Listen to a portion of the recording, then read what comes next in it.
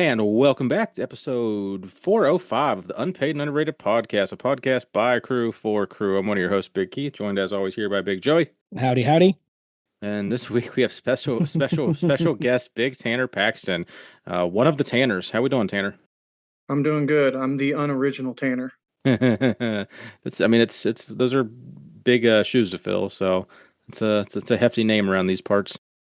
Anybody drink anything fancy this week? No, just water right now. Water. I'm gonna channel my inner Tommy and drink a pink apple lemon bowler. Nice. Very nice. Big polar guy. I just got the old A&W root beer, caffeine free, so get a little bit of that cola taste and no caffeine at 8 o'clock. I'll be happy with that. Anybody wear anything? I got the old bench heavy. Nope. Yeah, bench heavy. Yeah, bench heavy. Bench something. Just the powerlifting shirt. It's the biggest shirt. It's so comfy. Just have one of the gym shirts that I have. Attaboy. I got something with your name out in the mail. I have not had a chance to get it washed yet. It's been one of those days, weeks. Yeah, it is pre-worn, so I did not put that in. That's what that smell. Yeah, that's what that smell is. That was the smell. That's fair. I mean, we were talking about like the the Masonama or the unpaid and underrated scent, and we had a lot of suggestions in Discord, but BO wasn't one of them. But yeah, that's fair. That would be probably the most realistic. I like it's like somebody was like it should be dick scented, and I was like I don't think I've ever had the luxury of smelling a dick, so I'm not gonna be the one that's like trying to like put that scent into something. Like I don't. How many dicks? Okay. I mean, everything down there just smells like ass sometimes. Hey guys, like genuine question: how many dicks do you have to smell to then recreate the smell of dick? Like, is it between 1 and 10, or is it like you just have to smell a lot of dicks? I'm gonna have to ask. I mean, it could be if it's an uncircumcised one, it probably smells a little different from a circumcised one. That's potentially a thing. Okay, I would honestly just think of a dick smell like a condom. Like I haven't not that I've worn a condom in 20 years, but like it's just like I wouldn't have another smell to us. Like, I wouldn't have another male smell. I have other smells I would associate with that might smell like, but my own manhood, I think it would just be a rubber. I don't know. Like I don't know other than I don't know. It's weird. So it was a goofy. Who was that? Was that Brian? I think. Yeah, I think it was one of the crew. One of the fucking silly geese in there telling us to smell like dicks. I don't know. That's just a thing. That's just a thing. Speaking of dicks, there's a good segue. You nailed it. I do like these segues I come up with sometimes. I got a care package, and I think it came literally Friday, so it was like a day late for the podcast. So it was just an Amazon package directed to me, and it's like, I didn't order anything, and I'm not actually sure. I think it was to me. It had to have been to me. But I wasn't expecting anything, so I told the wife to open it up, knowing it was something, and it ended up being a 3-pack of dicks, like hard candy dicks. We've talked about it many a times. I've gotten the gummy bear dicks. I will say the gummy bear dicks were actually awesome because they were like high quality, like good, chewy, edible candy. These fucking dicks. I did open a bag and like try to take a couple bites. Like it was just like. It was a gravel. It was just sugary gravel of trash. So good execution, poor quality of candy. So it was a 3-pack. So I have a feeling I'm not sure if I'm going to do it locally, if I'm going to take them to Liftard Levisi, but those other 2 are getting regifted in someone's gym bag. Taking the Liftard Levisi. They're for sure just going to get fucking... Put them in a bowl on the table for everybody. Well, I think it's going to be funnier just to hide them in someone's bag and then like hear about it the next day or something of like, what the fuck? So... Well, instead of a cottage cheese eating, let's have a candy dick eating competition. Yeah, and then we can talk about the smell afterwards. The dicks, the gifts that keep on giving, and then other gifts. We had the gift of a drop today. Was it the? Yep. I don't remember the color terminology, but tangerine, peach, terracotta.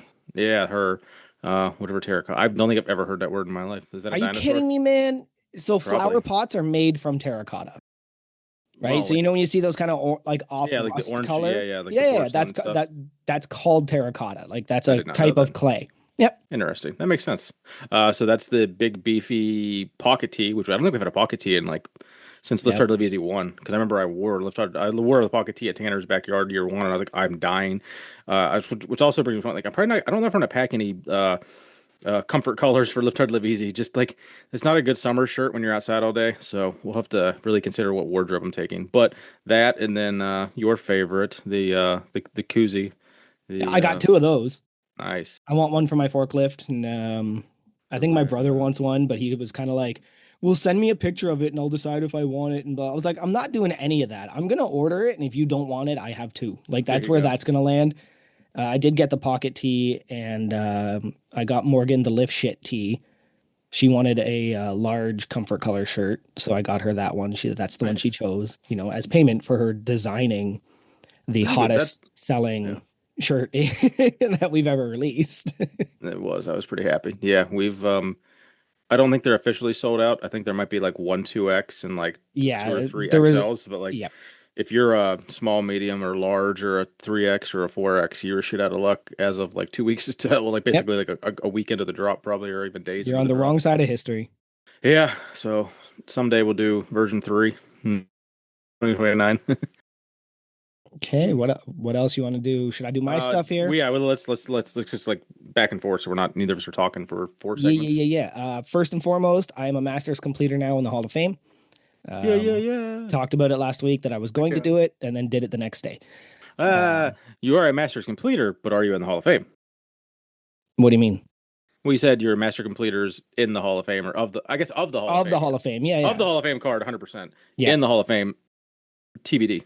Yeah, and Well, actually, they haven't updated the Masters list in a while because I think that they're one of the Minnesota lifting department, maybe the Stapler or yeah, Ronnie. Stapler's a master, I believe. He's not on the website, so Hmm, I'm just wondering if that they just haven't updated. Because I interesting. asked, like, am I going They to are get on there busy. now?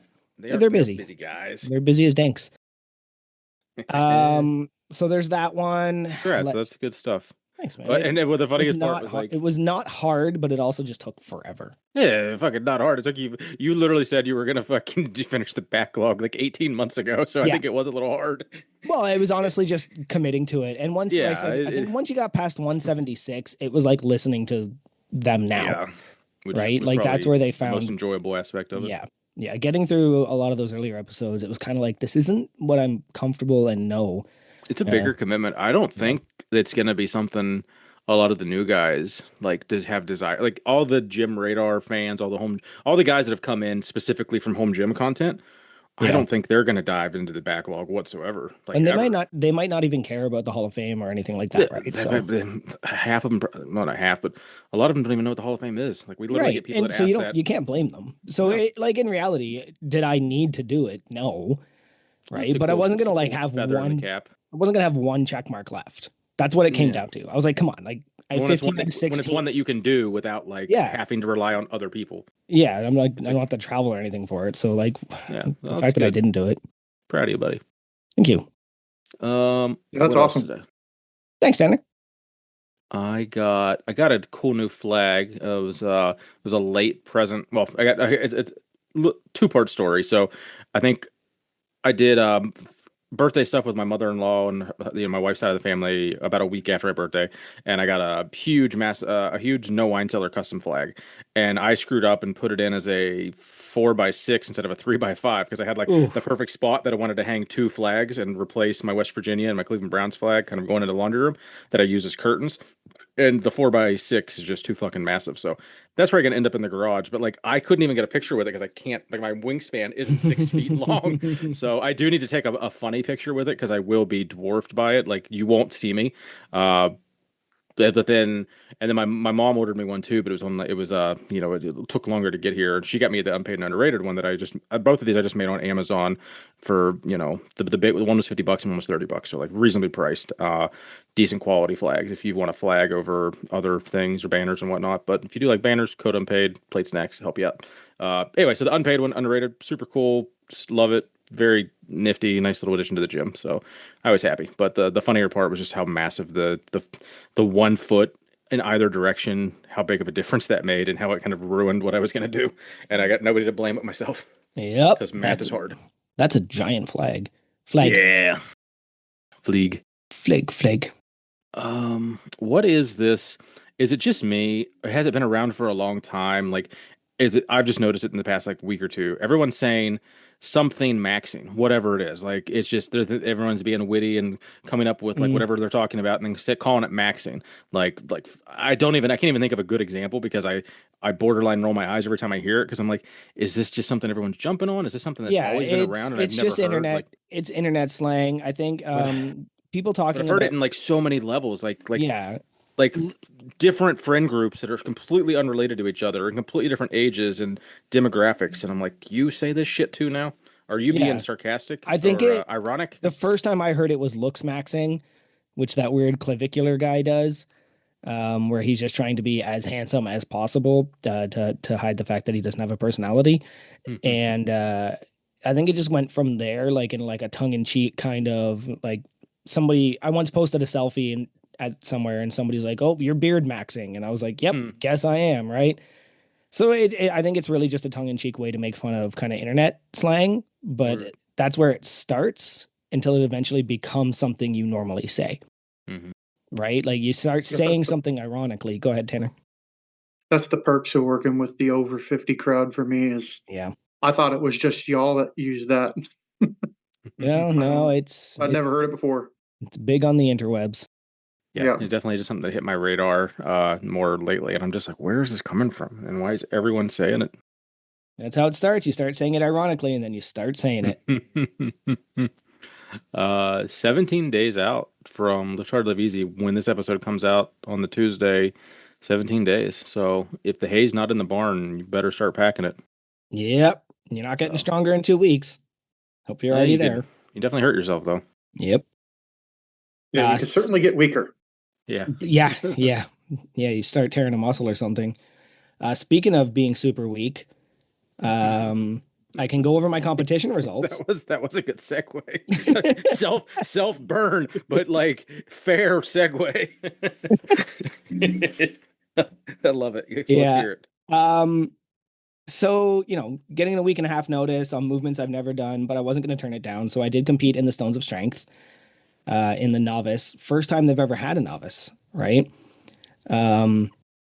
So, I showed you the video of the pipe in, right, where the piper walks us all in. And Yeah. I'm a head shorter than the next. There's shorter another guy. person under 6 foot there, I don't think. Yeah. And a lot of these guys are bigger guys and all that, but like I wasn't gonna turn down. I found out whose spot I filled, and the shirt that I got was an XL. You were swimming in that. Yeah. That was actually Yeah. pretty funny. So like, no, I didn't do well. I think the only thing I actually got to completion was the stone throw, and it was not a put. You could technically throw that in anyway, right? Yeah, I saw that. So like Taylor Peck was there. She's a pro strong woman. Lindsay was there. Everybody throws differently. Taylor was doing underhand. Some people were doing over the top of their head. Underhand. I could probably get some distance with like a granny shot. Yep. But you risk throwing a bicep out too, though, or tearing a bicep. I think. Yeah. So the way I did it was the shuffle and from shoulder with two hands. I think I got 8 feet 11 inches. It turns out we were doing the same weight as the open class. There was some arguments whether it was 80 or 90. Well, I also kind of learned that that's just the nature of stones, right? Like if the stone you want doesn't show up, you have to lift the one you have. Yeah. Right. And then from there, I didn't like fail anything, but I didn't complete anything. I think the stone that we had to press ended up being 155, not 135.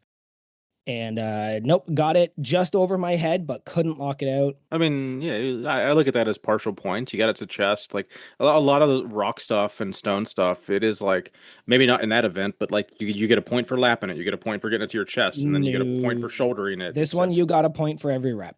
Yeah, so nope, didn't get any points on that one.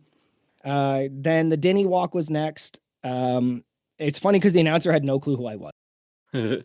And finally, like he kept just mentioning how I'm smaller than everybody, and he's like, "You're smaller than half the women in this competition." I'm like, "Yeah, I know." And I was like, "These keep telling the women that they love to hear that." Yeah, these Denny stones weigh like 2.5 times my weight." Yeah. Right, because they were 400, around 400. It was 115, 215, and 190 something. Pickup, flawless. It's the same thing with the press and the Atlas stone. The pickup, everybody was just like, "Holy shit!" But then the Denny stones, what I learned, when I tried to walk, I just couldn't. And then, interestingly, if you're taller, you have room to correct, right? So if you're trying to walk holding Dinny stones and you kind of like falter a bit, they're not going to There's touch the ground. yeah, When there's you're more. 5'4", Yeah. I didn't think about it. the You had moment mentioned you that, but I even didn't think wiggle about it. a As what you're little saying. bit, you just like they hit the ground, and I was like, well, I'm out, right? As soon as I touch the ground, that's your walk. And then the Atlas Stone, oof. Decided to try tacky for the first time at my first competition, which was a huge mistake. I did not enjoy the tacky at all. Tacky's hard if you're not used to it. Yeah, I could not shoulder it. I got it up to my shoulder. It was 215 pounds. Right. Did they let you wear your grip shirt? Yes. Okay, 'cause That some one you can. competitions you're anal about. Nope, no grip He shirt. It's warned got to me be in the meat advance. I shirt. could. Yeah, That yeah. I helps. could grip shirt, no kilt. Right. I got it like up That's to smart because you shoulder want to ruin height, a kilt with but I tacky. couldn't roll it onto my shoulder. So I got no points there. Interestingly, had a ton of fun. There was a. I remember at that one powerlifting meet where I was like, "Oh shit, you were there," and I didn't talk to you. Mm. Yeah, I was competing with a guy I know from Instagram, and he's like, I messaged him after of like, dude, I didn't clue in that that was you because he had like glasses and a hat and everything on. Like I had no clue. And he's goes, oh, don't worry, I knew you were the famous Joey. I'm like, fuck.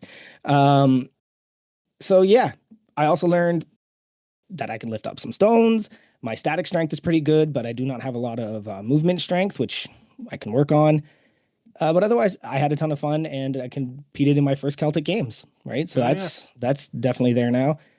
What else was I gonna say? I guess that's about it. It was a That's ton your of fun. first comp of any sort in a few years too, is that right? Yes, Since yes, Lift 2, pretty much. Yeah. I don't think, or did you? Because you did powerlifting locally before that, but not after, Yep. right? No. Okay, so yeah, that's you're literally, it's your 23-month anniversary from your last competition, so you did something. That's pretty cool.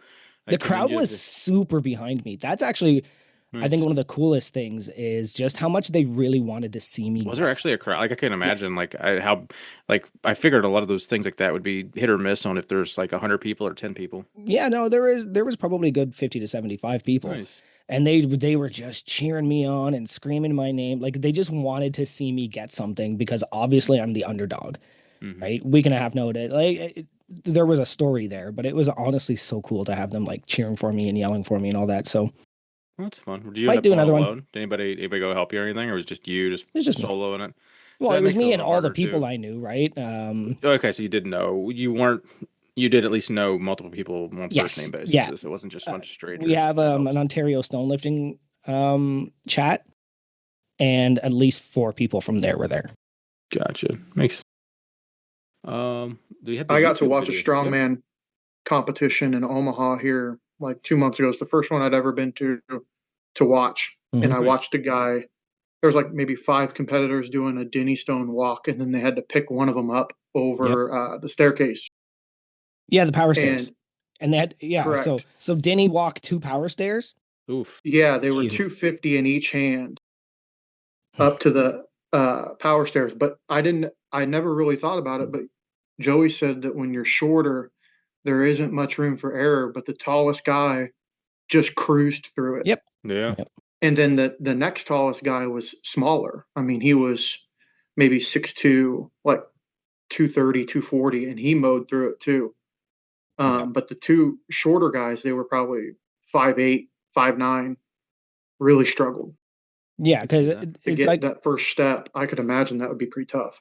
yeah, and that's what it was. Like honestly, if you're like really tall and you kind of swing to one side, it doesn't Hmm. matter. But when you're short and you swing to one side, well, there's only like 4 or 5 inches of clearance. Like they're Yeah. just gonna hit something. They're gonna hit your ankle or they're gonna hit the ground. So it is what it is. It's something I can work on here. Since The I've been power on stairs. canvas handles, I can do that. The power stair ones Tanner talked about, it's kind of interesting too, because like a tall guy can literally just like RDL it up and Yeah, it was just just like a push it deadlift. Yeah. forward. The short guys literally have to like triple extension it, like essentially. Like, Yeah. they have to like Hmm. literally like treat it like a sandbag You to got to chest Gabriel almost. it. Because You you got gotta, to. you gotta fuck the air in front of you for sure. That's Yep. the YouTube video. I'm sure I think this is the first one that I've kind of been like, oh, I watched it. It was the not crew ones, man. Like I really like. So I preface that with like I really enjoyed Seamus's. I think I've already watched this guy. Like Huck Finn did one a couple years ago there, so I kind of already was like familiar with the gym. But like I don't know. I didn't dislike it, but it just didn't have the same vibe without being crew or I don't know. I It was still good, but I feel like they're going to get into more of those in the future too. Because there's only so, I mean, I can't say there's not only so many crews. There's literally 800 of us and probably 500 on Gym Radar, but like Yeah. they got to sprinkle in some different ones to try to. I mean, it's all that marketing approach that they talk about. Well, that was next week's episode actually, the marketing, but just diversifying a little bit. But it was okay. I don't know if anyone else had a hotter take than I did. I don't normally get to watch them. You And don't. because I don't think you've ever really talked about them. no, so today I did because like I said to you earlier, I went to work and about like 2 hours into my shift, I was just like, I'm not good. Right? Like lightheaded and just multiple trips to the washroom. So I just came home and went to bed. And then when I woke up, I just sat on the couch and honestly just played on Gym Radar for 2 hours. And then the YouTube dropped. So that was nice. Obviously it's wrestling related, so I had a little more interest in it than you might. But yeah, it was like a lot of really cool equipment. But yeah, I enjoyed it. He didn't know what Gym Radar was. He didn't know shit about Masonami. I'm just like, Yeah. but it's also like they didn't go to Chicago just for him. It was kind of shoehorned in because they were already like out there with a bunch of other stuff, and like I wasn't upset with it. It's just I don't know. Tanner, did you get to watch it? I did not. Okay, well, we won't. I We won't. I just got home. That's all right. Honestly, want to just say congratulations, Nate, on the birth of your baby girl, Rose. She is absolutely gorgeous. I'm glad everything went okay, and we love you, and we love Rose. Ditto. She's a cutie. Yeah, congrats. Just one quick one. I only want to do this if we have time. We got a few minutes. So I went to a place that I've been going to since I was a kid. It's called the Royal Botanical Gardens. It is it's a long story, but it was built for the Queen, and it's like a conservation area. And they also happen to have like events and stuff like that. And I'm waiting to renew my membership. I've had a membership there for the past 10 years. But, with me working every weekend ever at my old job, we just said we don't go enough to justify the cost of the membership. So, but now that I'm off, I wanted to take the kids. And I'm waiting in line behind this lady who's just wonderful. She's just trying to get her membership done. And then this guy comes in behind me, and the first red flag is he's walking in past my car, shouting into his phone on speakerphone. I hate those. Yeah. And then as I'm getting out of the car, I'm talking to the kids, and the person he's with, maybe his wife or something, just shoots me a dirty look like I'm interrupting his conversation. So right off the bat, I'm like, I'm already pissed off. Yeah, I'm already like so mad to listen to this story. And he's wearing like a suit. He's wearing like a blazer over a t-shirt to go to a garden in 30 degrees Celsius weather. So like already there's just like a bunch of like, okay, whatever. All over him. Yeah, he's whatever. And he meets a guy there, and they come stand behind me in line, and he turns to his friend and goes, every time I'm here, I feel like I have to complain about something. Like, this place is just not good. And I wanted to turn around and be like, it's you. Like, if you go to a place and complain about something, like he was there to complain they weren't open late enough. He was there at 12:30 p.m. to complain that they're not open past 5. What? And this poor volunteer lady. Now, this one, are we talking about Sundays? Because I mean, there's stuff. This was a Saturday. There's a callback to. Oh yeah, okay, because not open for lunch. Yeah, and he it was just one of those like I'm just biting my tongue because my kids are there. Yeah, that's gotta be. And he's shouting at this poor elderly woman, and he's just like, "Well, I work. You saying I can't come after work?" She's like, "You'd be the only one here. Like we've done the analysis. Nobody comes after 5 o'clock unless we're holding an event where you buy tickets." And he's like, "Well, that's ridiculous. I pay to come here and blah blah blah." And it's just like, I got to tell you. As far as somebody, I worked in customer service for 13 years. If you go somewhere and you get bad service every time you go there, it's you. It's you. That's a fact. Right? And so stop going there. Just figure it out, man. Like maybe the reason you feel like you have to complain about something every time you come here is because you shouldn't be here. Right? This place is wonderful. It's like I've been going there since I was my son's age. He's 7. And I've been going there. I have a favorite tree. in the Mediterranean gardens that I visit every time I go until it died and they removed it. Like, I love this place. And he's just, I've got to complain every time I'm here. Then don't come here. Like at that rate. Anyway, that was my kind of customer service rant. Just like, Yeah. I just be will Is it respectful. just Be like a nice. walk-through like park with a bunch of nice plants and stuff well taken care of? Is that what you're talking about? It's kind of like that. Like if you wanted to look it up, it's called the Royal Botanical Gardens. And it's like Okay. they have several areas. There's like an arboretum where they have like different trees from around the world. And then this is like the Okay. main park where they have different sections. They host events, they host conservation stuff, they have hiking trails. This one was a sculpture event that I wanted to take the kids to because it was a bit of like a whimsical kind of Okay. like thing for them to go and look at everything. And I don't know. It's just like half these people are volunteers. Stop complaining to Yeah. them. If you complain every time you come here, don't come here. It's pretty straightforward. Like if you don't like it here, that's obvious. Like, Yeah. my one follow up and kind of a different segue is you had mentioned like you couldn't really react because of your kids, and I commend you for that because so many people act like complete fucking douchebags with their even in front of their kids. Yeah. It's like you're setting such like you're just being a prick in public and giving such shitty examples of how to be a human to your fucking children. Yeah. And you're an embarrassment to just the human race. And I feel bad for your children. And I see it all the time, at work, personal life, obviously on social media, you see like the worst of the worst, but like, I still, some of the worst of the worst shit I see in public in my own fucking town sometimes. And I'm just like, just embarrassed by people that just can't even if you can't act good in front of your kids, what the fuck are you like when your kids aren't around, or are you just the same piece of shit 24/7? So I value I was at the grocery store like 2 months ago with my 1-year-old, and I always like when I leave the grocery store, I always just take all the bags out of the cart, leave the cart inside, and carry my son with me, right?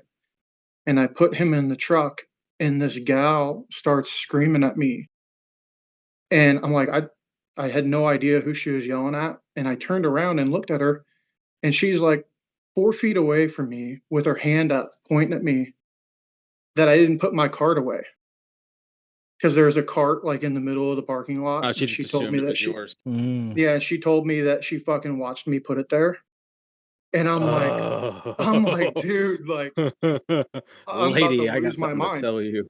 I'm like, today's my day off. We can go inside and we can watch the security camera and then I'll accept my apology afterwards. Yeah. She could see the fucking And video and still wouldn't acknowledge the apology. yeah. And then the next week, like literally 1 week to the day, some gal tried to kidnap a kid in a parking lot of a one in Omaha. Mm. And yeah, I was like, oh, I'm so glad those two situations happened in the order they did. Yeah. Because I was like, I was going to lose my mind if that had happened after that. Ugh. People just Just crazy people, man. Yep. Wild people. I like maybe this guy, like all of those red flags and all of the things about it that like just kind of like, there might be a confirmation bias. Like you're on your speakerphone, your wife's looking at me funny, you're this, you're that. Like maybe all of that just led to me kind of already thinking I wouldn't like this guy. And therefore I have to complain every time I'm here just made it worse in my head. Maybe, but I'm sure the crew will correct me. But either way, it was just like, and then he's like complaining about the weight. And it's like, you're complaining about the weight to complain? Like, think about that. You didn't like the felt load of it? Didn't like the felt load. Yeah, anyway, that's enough play on me words ranting. for the Davids. Tanner, did you get a chance to watch listen to last week's Mastonomics episode? And Yep. You got any opinions on that and or rating, if you will?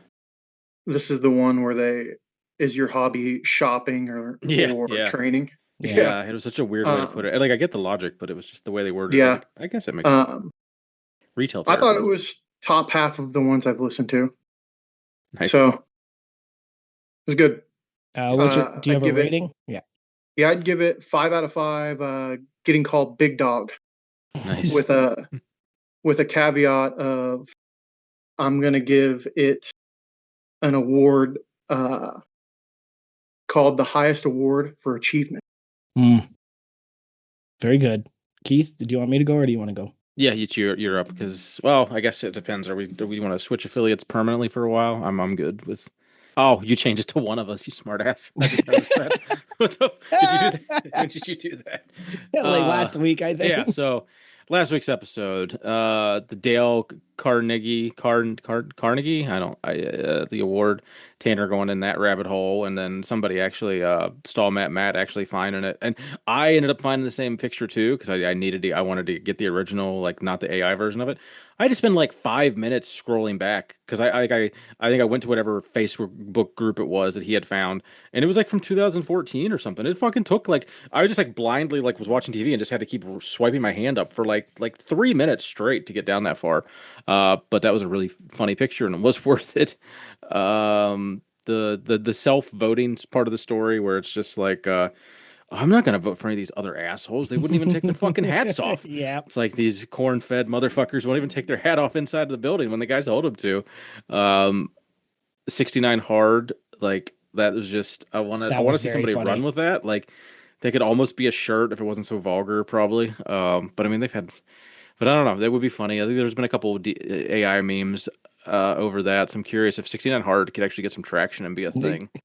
I love Tommy's like lift 3 days a week, and if there's family obligations that cause you Yeah. not to lift, who cares? Right? Yeah. Like it's just like, yes, that They is were the just like, life you do what you're live. doing now, and we'll just call it 69 hard. Yeah, like And that's the then, life you live when you get to our age. Like today, I had all the time in the world to hit the gym, but like I couldn't because I felt like ass yeah, all you day. needed sleep if you were Oh in the yeah, I bathroom was that much. yeah, I was not And then good. the closing thing that stuck out to me was, and I actually need to follow up with Tommy about this to see if well when Tommy listens to this in 2079, the he said he used the drink spotter as a chalk bowl. He put some tape inside of it, and I'm like I could because I've got like now that I've kind of expanded and I'm doing a lot more pressing stuff on one side of the gym, it's not annoying because it's literally like 15 feet, but like I do have to walk to the entire other side of the gym to get chalk, and Mm, I'd be like, it'd be really cool to have chalk right here and have it not be messy, but I don't really have a perfect place for it, and I'm like, ooh, if I could, I might makeshift what he did. I want to see if he just like put duct tape inside of it, or I think even 3D printing something to make it like the perfect mold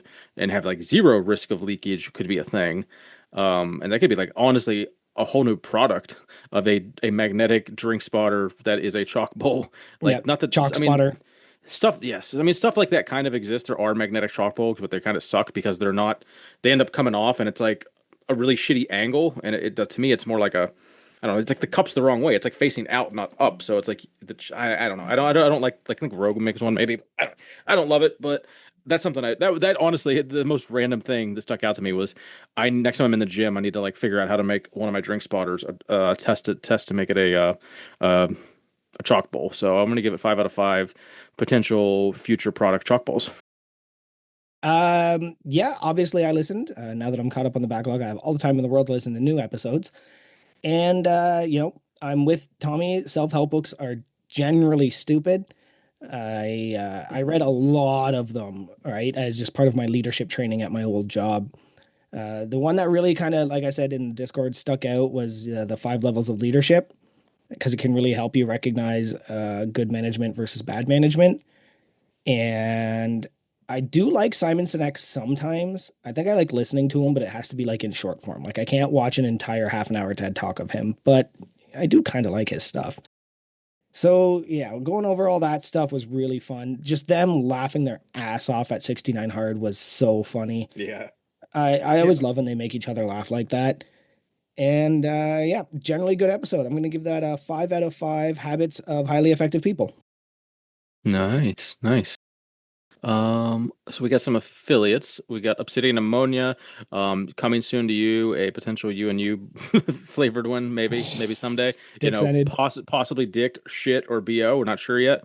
Some combination of the three, possibly. So it'll smell like your any YMCA locker room. Plate snacks, code unpaid. You still have a little bit of time. There'll probably be a Fourth of July sale, which don't use that. Get the order in now because you can't stack your discounts. So got to get that discount in now. Code unpaid. And then belt fed strength. He's working diligently to get those leather belts for your pants and your blue jeans. He loves making those. So if you need if you need a custom pants belt, for under $100, give or take, probably for a extremely high quality American made rawhide pants belt. Big Chris will make Rawhide. you some leather belts over there. Code unpaid. All right. And Do you have a sponsor read for us there, Tanner? I do. I'm gonna have to read it, but it works. all right. So, are you alone and spend your days pumping crispy iron in the garage? Have you ever thought about what it's like to have friends who also like lifting weights in their prospective homes and or garages? Do you want to give random people on the internet your home address where your family lives so they can send you stickers? Do you like quietly recorded podcasts? Do you train for size? Have you ever said the words whipping shitties or wonder what it means? I know this sounds too good to be true. No one thing can scratch all of these itches at one time. But for a small price of $1,080, you can have all of these things for the next 30 years of your life. You can get strong too. One disclaimer, fine print, shirts and apparel are not included in the price, but you can't afford not to. Nice. Steph, follow up with the whipping shitties.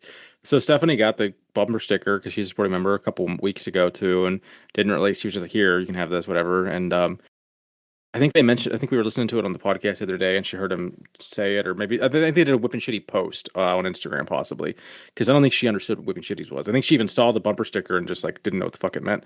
And she was like, "Wait, did they make these bumper stickers before or after they knew that like no one says whipping shitties except like people in the Midwest?" And she was just so confused, like the whole concept of it. And I was just like, "Yeah, that's kind of the joke. Partially is." No one says whipping shitties except them, but now we kind of do. But I still refuse to say whipping shitties like locally and like is a term of doing a donut. Like I just can't bring myself to do that because I don't know, it just doesn't make sense. But someone fucking the second side fucking follow up is gonna make this episode go long. Tanner said that he could use cookie instead of fucking donut, and that would make Nope. more sense. Never And I'm heard like, of are it. you fucking kidding me? That's the dumbest fucking. That might be the wildest fucking thing I've ever heard. A fucking cookie, and I mean, logically, it makes just as much sense as a donut, really, because it's a fucking circle. I get it, but like, never heard of anyone saying anything to do with a fucking driving in a circle while giving it gas is a fucking cookie. I just like tossing your cookies, sure. I could do a donut and get someone sick and they toss their cookies, but not a fucking tossing cookies because you did a cookie. That doesn't make fucking sense. No, never heard that either. All right. Well, as someone that lives adjacent to them, have you ever heard of cookies, Tanner? Um, no, we always said donuts or whipping Even better. shitties. Okay, so It doesn't even look like a cookie unless you like cut the middle of it out, unless you're Right? doing it wrong. whereas you're right, I mean, at least a donut does have the fucking yeah, it makes more sense. Yeah. So I don't know. Now, would you say whipping shitties and donuts are equal-ish on what you guys would say out there, or is one higher than the other? I'd probably hear donuts more, Yeah. but all the adults around me are kind of whipping shitties and or donuts. They'll always say, "Oh, I'm out whipping shitties," doing donuts. Gotcha. Good deal. All right. Yeah. Just a quick, I think I've talked about it before. So I'd never heard whipping shitties until they said it Yeah. like I don't think none of years us did. ago, I don't think any of right? us On the did. podcast. And then one day I was driving out in a rural area and there was kids on the side of the road selling Girl Guide cookies. And I was like, oh, I'm going to fucking buy those. And we pull up into the driveway and I buy my cookies.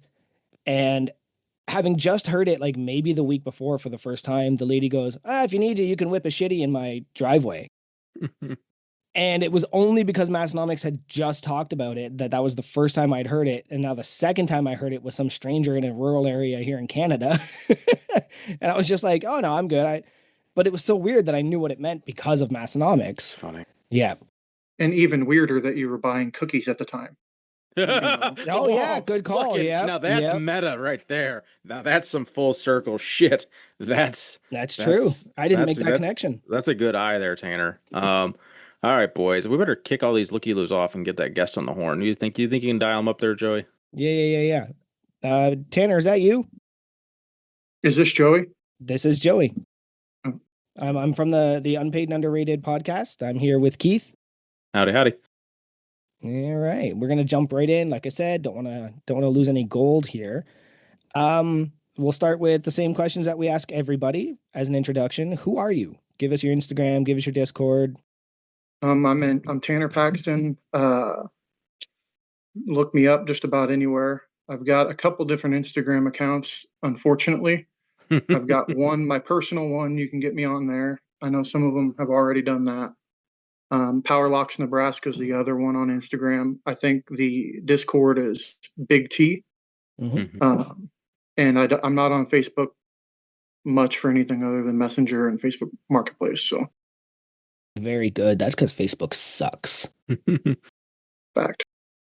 So what brought you to Massonomics? You've been here just a little bit of time, so why are you here? Coach Mo. Nice. Yeah, I actually met Coach Mo in, gosh, it had to have been 2021, maybe. It could have been earlier than that.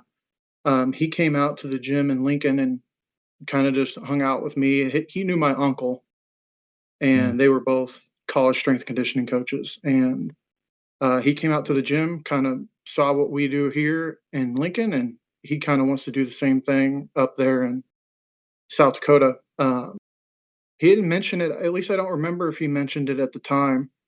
Massonomics. And I don't do a whole lot of internet, so I didn't really realize there was this giant home gym community online.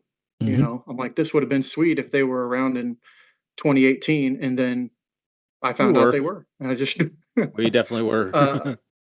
and Coach Mo had mentioned it. I was calling him a couple times before the end of the year last year, and he's like, "You should really join Massonomics." And I was like, "What's that?"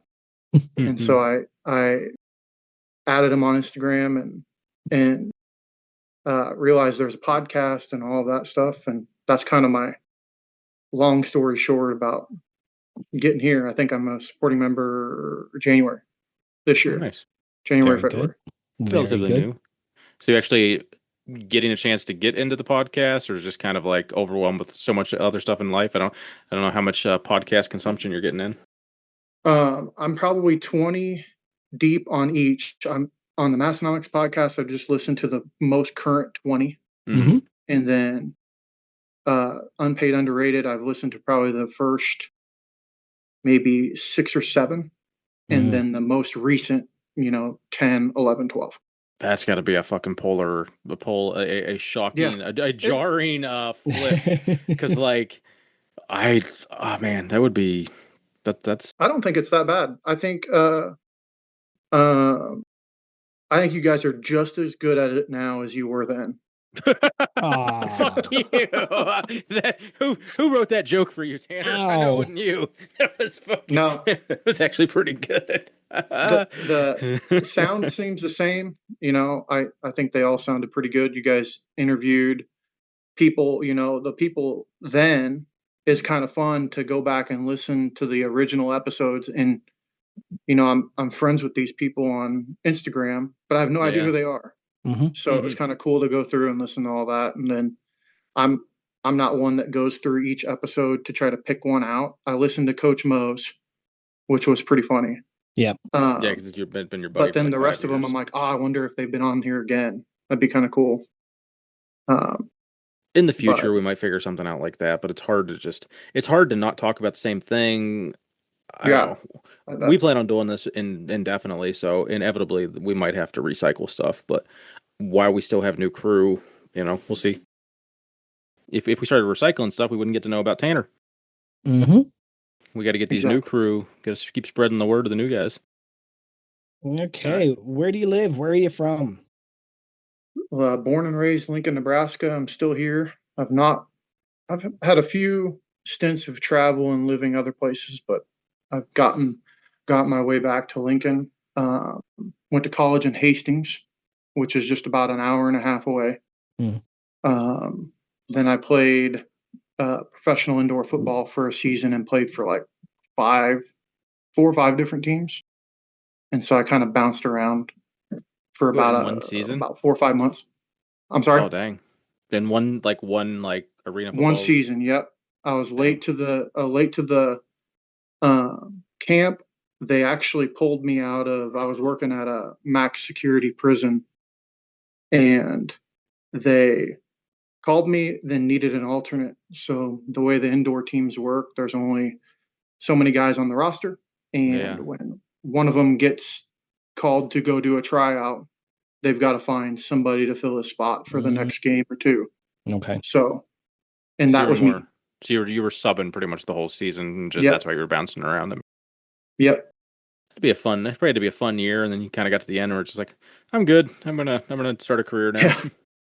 Yeah. I got to the end and I realized I was the youngest one, Mm. which which is fine, right? Obviously, you're going to be the youngest one. You just got out of college, and then, but there are guys in their 30s there, and I'm like, man, I can't imagine doing this for another 10 years, Yeah, you Yeah. know.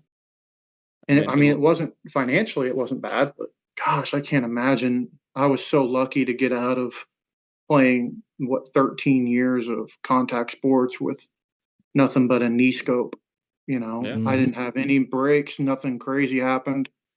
And I'm Well, like, I got to get out of here. that's why they needed a sub, because as you get yeah, older, Right. yeah, stuff gets exactly. Yep. harder So, to recover yeah, from.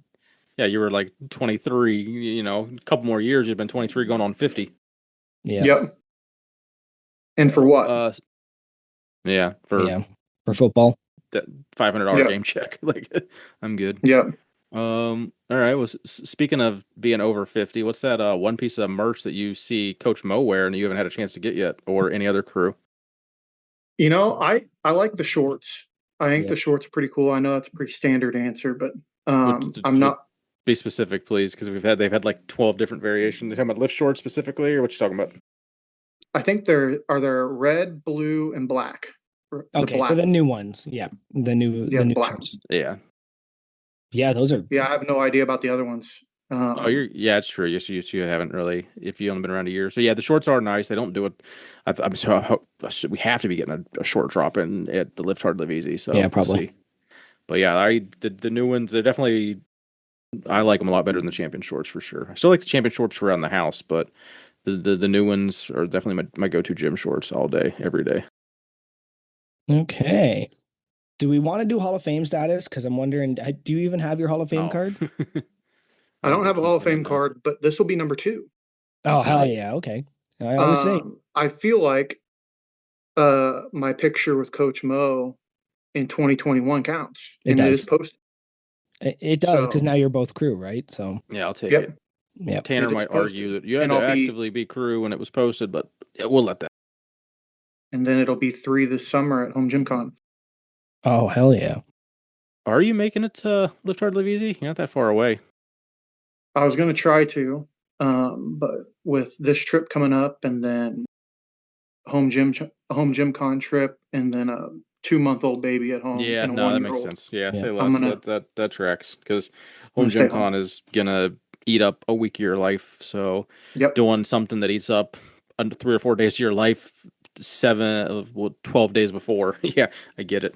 Yeah. That makes sense. But next year you should try for sure. If I think Yeah. I'm gonna the bust out the kilt and the the date belt. has been set for Home Gym Con 2027. Breaking that was actually pretty cool. We did break that news last week. Yep. I've like some of our friends kind of like be like, oh, that was really Yep. cool. I found that out. So it's basically the same week. I think it's like whatever the 27th or 28th, 29th or something. So, and I'm sure Lift Hard Levies is going to be in the middle of July again because it's been for 4 years. So it's going to be the Yep. same damn thing. We're going to have to do Lift Hard Levies and Home Gym Con less than 14 days apart again. But we'll see. But you'll have fun. We do have you up there on the CTF, right? You got the Yep. old you got the old girl up there. Now that's, as someone earlier, I think you literally said the term you don't do the internet or something to that extent. Yep. How was Gym Radar for you and getting on Gym Radar? Doesn't seem like something that might be in your bag. Um, the social media portion of it, I don't know, like the commenting and all that stuff is Oh, just kind of that's super one thing. new. Yeah. But the gym radar equipment reviews and all of that stuff, I think it's great. I think it's there this that thing would have been, it's too bad they had the idea this year and not 10 years ago, because that thing would be enormous now. Yep. I couldn't get either of them to acknowledge that home gyms were a thing. They wouldn't have. Hell, Yeah. it took Tommy being in our like seeing home gyms for several years before he would even consider. Like he lived in his townhouse in Sioux Falls for like 2 years, I think, with us jabbing him to get a damn home gym before he finally did. So it was Yeah. definitely they were late to the party on home. Well, on home gym specifically. Tanner obviously was into gyms, but the home Yeah. gym train, they're I you know. know, I know when I built my home gym in like 2017, everybody looked at me like I was nuts. Yeah. Like, you're going to lift in your garage? It's $20 a month for insert gym here, and like, you guys just don't understand. Yeah. Don't understand. Then I got to go to back. that stupid gym. Well, speaking of gym radar, you are Paxton. You're going to want to edit this. You are Paxton strength and conditioning. I do. Yeah, I think I Gym saw Radar. that. I Yep. saw that. I was going to tell him. I forgot. Is it really? Yeah. Yeah, I'm And leaving it then. that's make the it harder for spirit. people At this point, Yeah. cares? So we're looking at pictures. I love the baby swing in the rack. That is absolutely gorgeous. I have hit you with code unpaid, which is the best I can do to acknowledge you have been on unpaid and underrated. counts as a quarter check mark.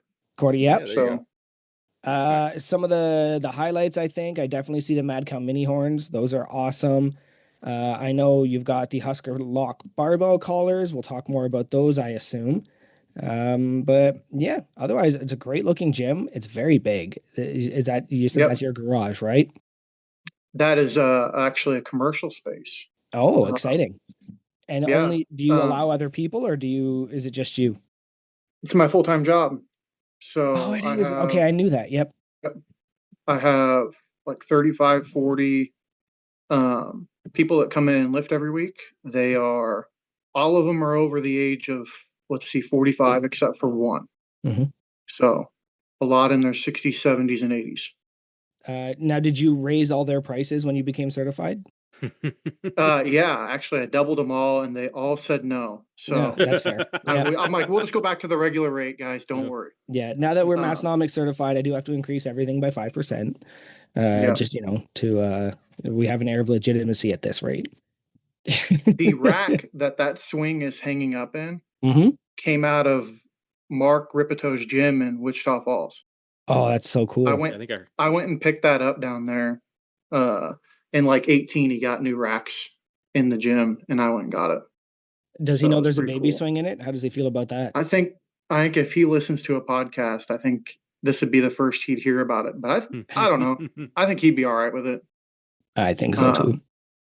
Well, we do have some connections. His editor / podcast runner Rusty's in the crew and lift up easy. So he's a friend of the Massnomics podcast. His wife is strong. Yeah, Stormy. Yeah. Well, Rusty's strong too, but his wife is strong. Oh yeah. All right. So, is that what's even makes it funnier this week when I ask about how did you explain you anew to people? So essentially, just like how'd you get your questionnaire filled out? But a follow up to that, or before I guess it's not a follow up if I cut you off. So we had some scheduling issues, and I had to get you switched around. Just you had some personal stuff come up. So next week's guest, Kyle over at Naptime, was gracious enough to switch, and it was great. And I sent him a screenshot that kind of like confirming that I switched both your guys' dates, and he saw how many submissions you had. I think he had like 5 or 6, and you had like 16, and he was like, did this motherfucker really get 16 submissions? He was like flabbergasted by that. And I was like, so how'd you go about getting those 16 submissions there, Tanner? I sent it to 16 people. So that would be the highest return rate we've ever gotten. Yeah, that's 100% return rate. We're usually get. I probably could have got all of my lifting clients to do one, but I figured it would water everything down. I kind of picked and chose a few people from each little group. Smart. So that you didn't get a bunch of people giving you the same answers to everything. But I told everybody to fill out a questionnaire. I was going to be on a podcast, and I've got a bunch of really supportive people in my circle. So it was pretty easy. It's a good deal. Well, you've been on a little bit of a podcast tour. So this is, did we give you the most homework to do for being on a podcast? Yeah. Just hands down. Not a bad thing. But it's a lot of fun. I'll take that as a positive, though. We're the most prepared podcast. This region. The most put together. Yeah. We appreciate you, Big Nate. He does a lot of work for us on the back end. Are you familiar with Least Fun, Most Fun? I am. All right. So you'll ask me a question, and I tell you the least fun thing about it and most fun thing about it. Absolutely. It's not either or. We've had a couple people butcher that one. So least fun, most fun. Oh, what is the most fun? Roasting coffee.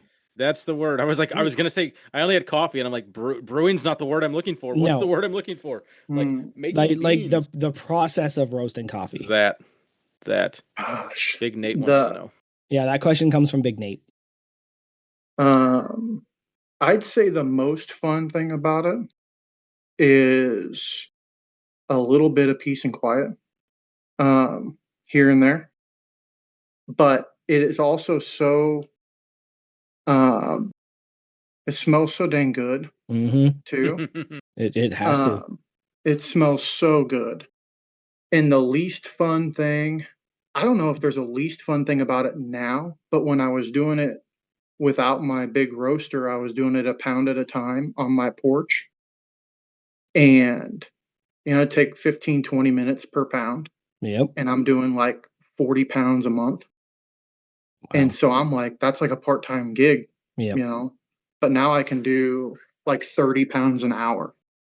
Oh, Yeah. dang. So I just cruise through it now. So, I like the So, sound of the roaster too, just that spinning and the crackling and the I'll have to send you smell. a video of mine.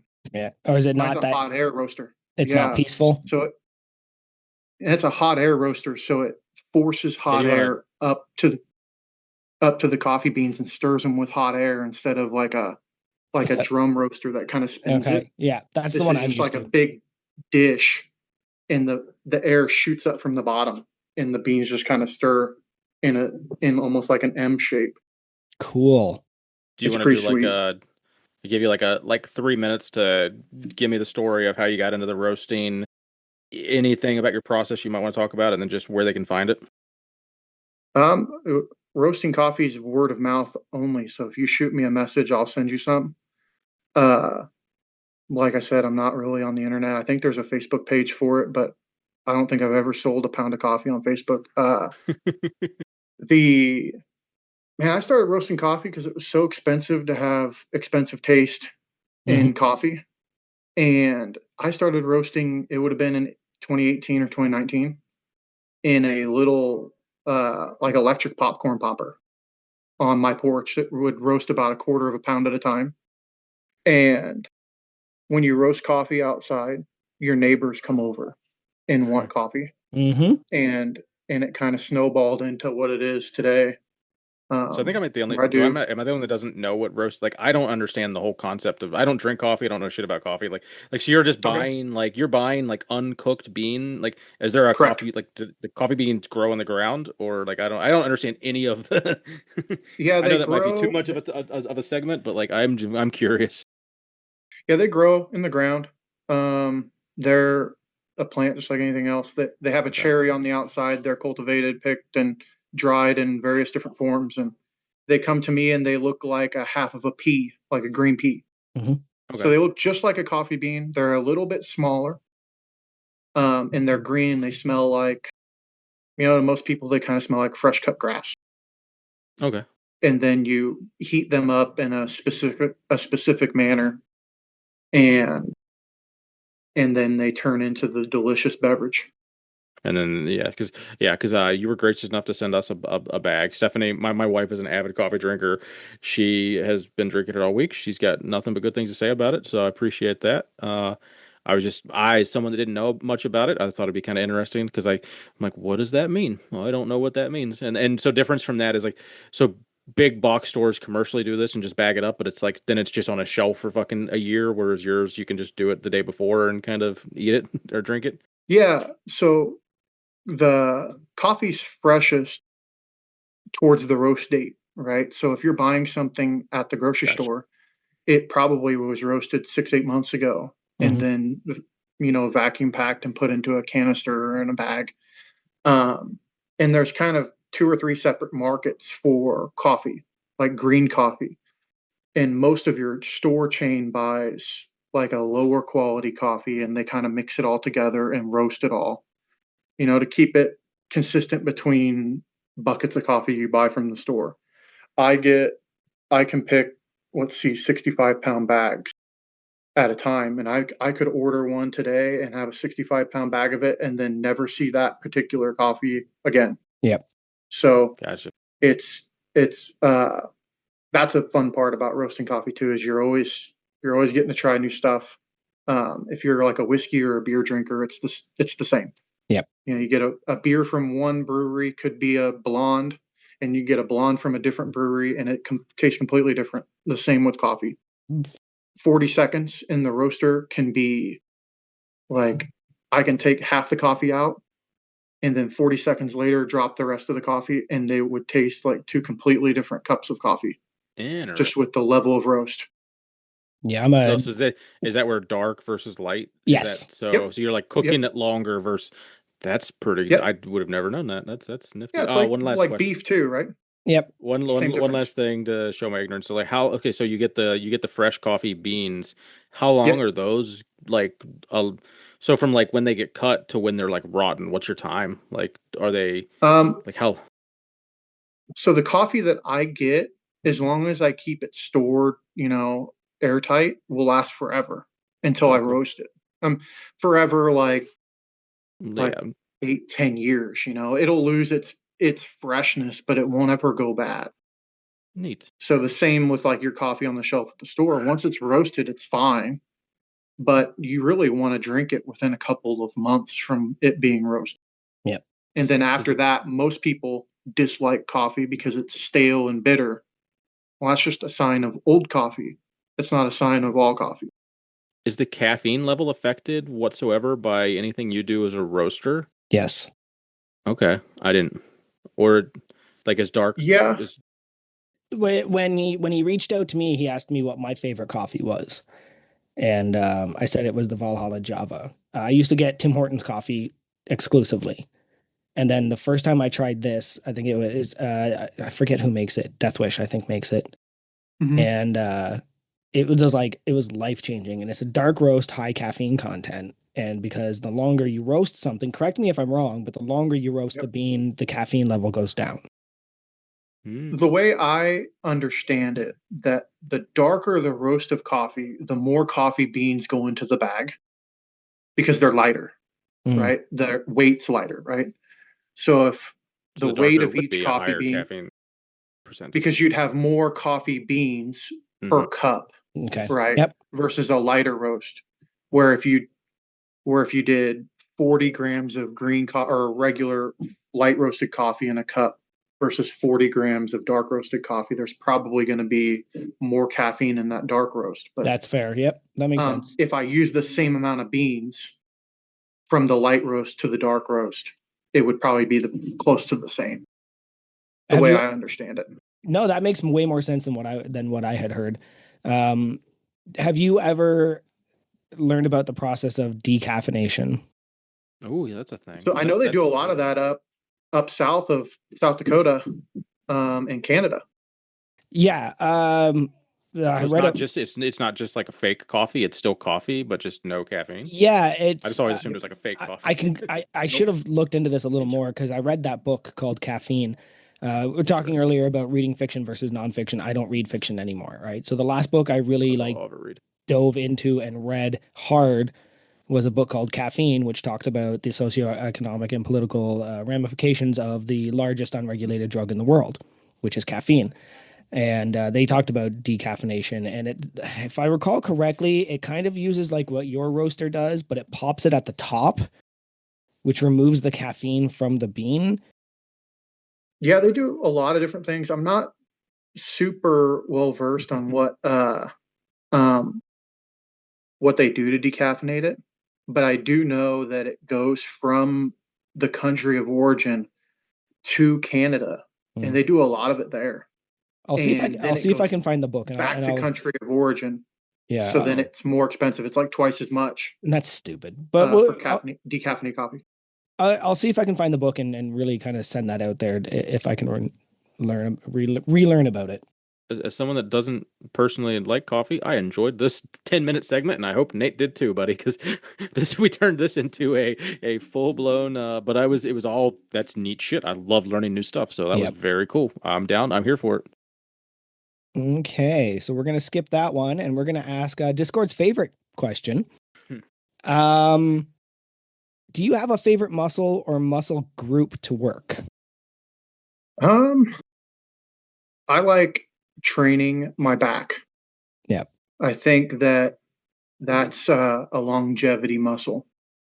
So all the exercises that we do to train our back are squats and deadlifts, and then you have some other things too. But those things are going to keep us all out of nursing homes.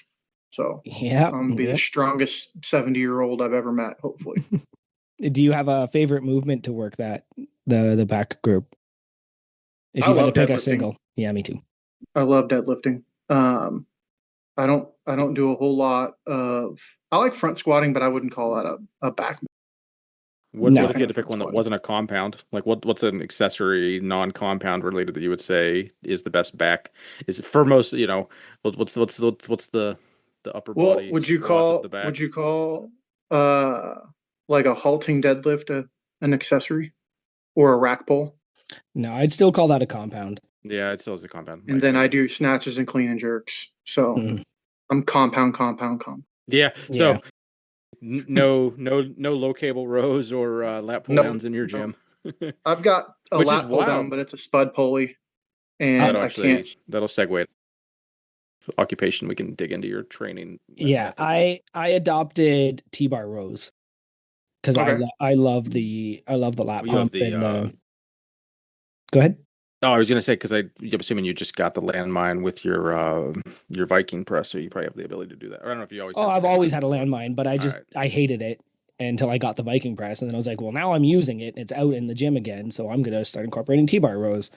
Oh, are you using the Viking press two T-bar? I'm trying to. No, I have a You have a stand. T. You It's have a just T-bar row. they denied it on Gym Radar, but I do have I can do snatch grip, wide grip or low grip rows with Eh, it. It's pretty resubmit dope. it. I know there was some.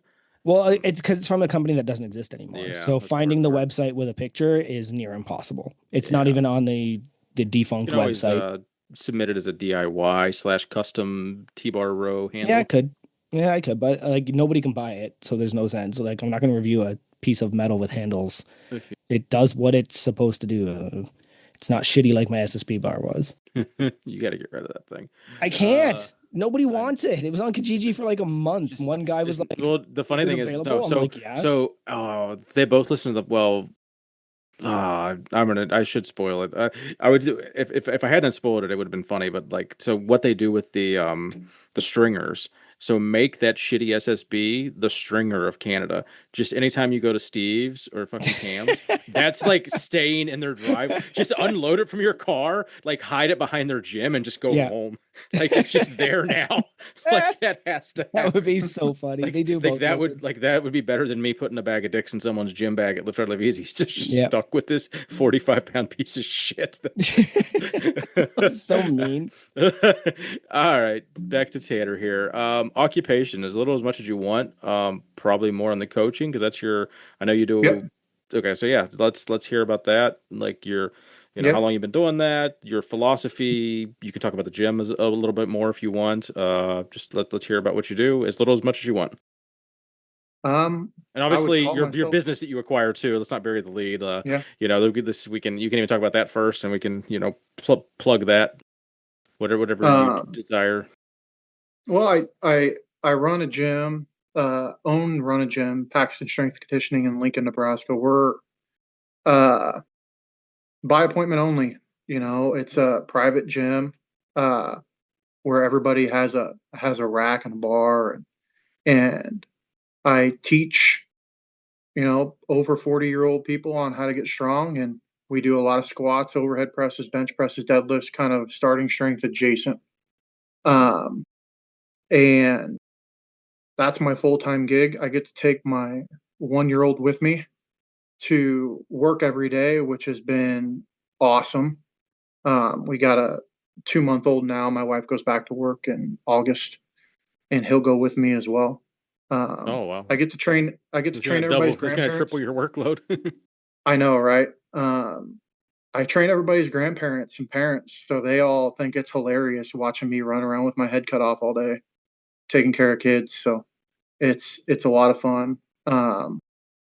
I like to think that we're like one of the only like black iron gyms in Lincoln, and it just happens to be full of a bunch of people that are just there to get strong, and they're not there to post videos Hmm. or get on Instagram or nothing, man. They're in there to get strong. We don't have Wi-Fi. We're by we're in an area where the cell service isn't great.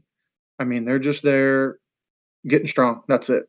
So are you So, just a word of mouth then? I mean, obviously, so you're yep, selling the yep, classes and personal training essentially. yep. It, starting strength adjacent. It Just that seems like it'd be hard to get a bunch of 60-year-olds to come in and want to do that without some kind of like who's finding your clients? Like how's that? Like how are they getting to your door and reaching out to you?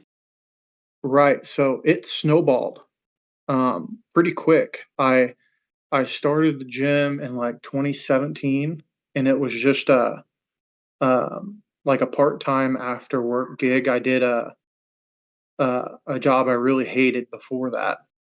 Um, and I did it for like a year and a half. I had some friends that I trained and my grandparents. Um, and then I got one person from the community to come in and train. And then they were like, "Oh, I told my 8 coworkers about you." And I was like, "Oh, cool." Hmm. And then they all came to the gym and I had one bar. And I'm like, I've got to get more shit.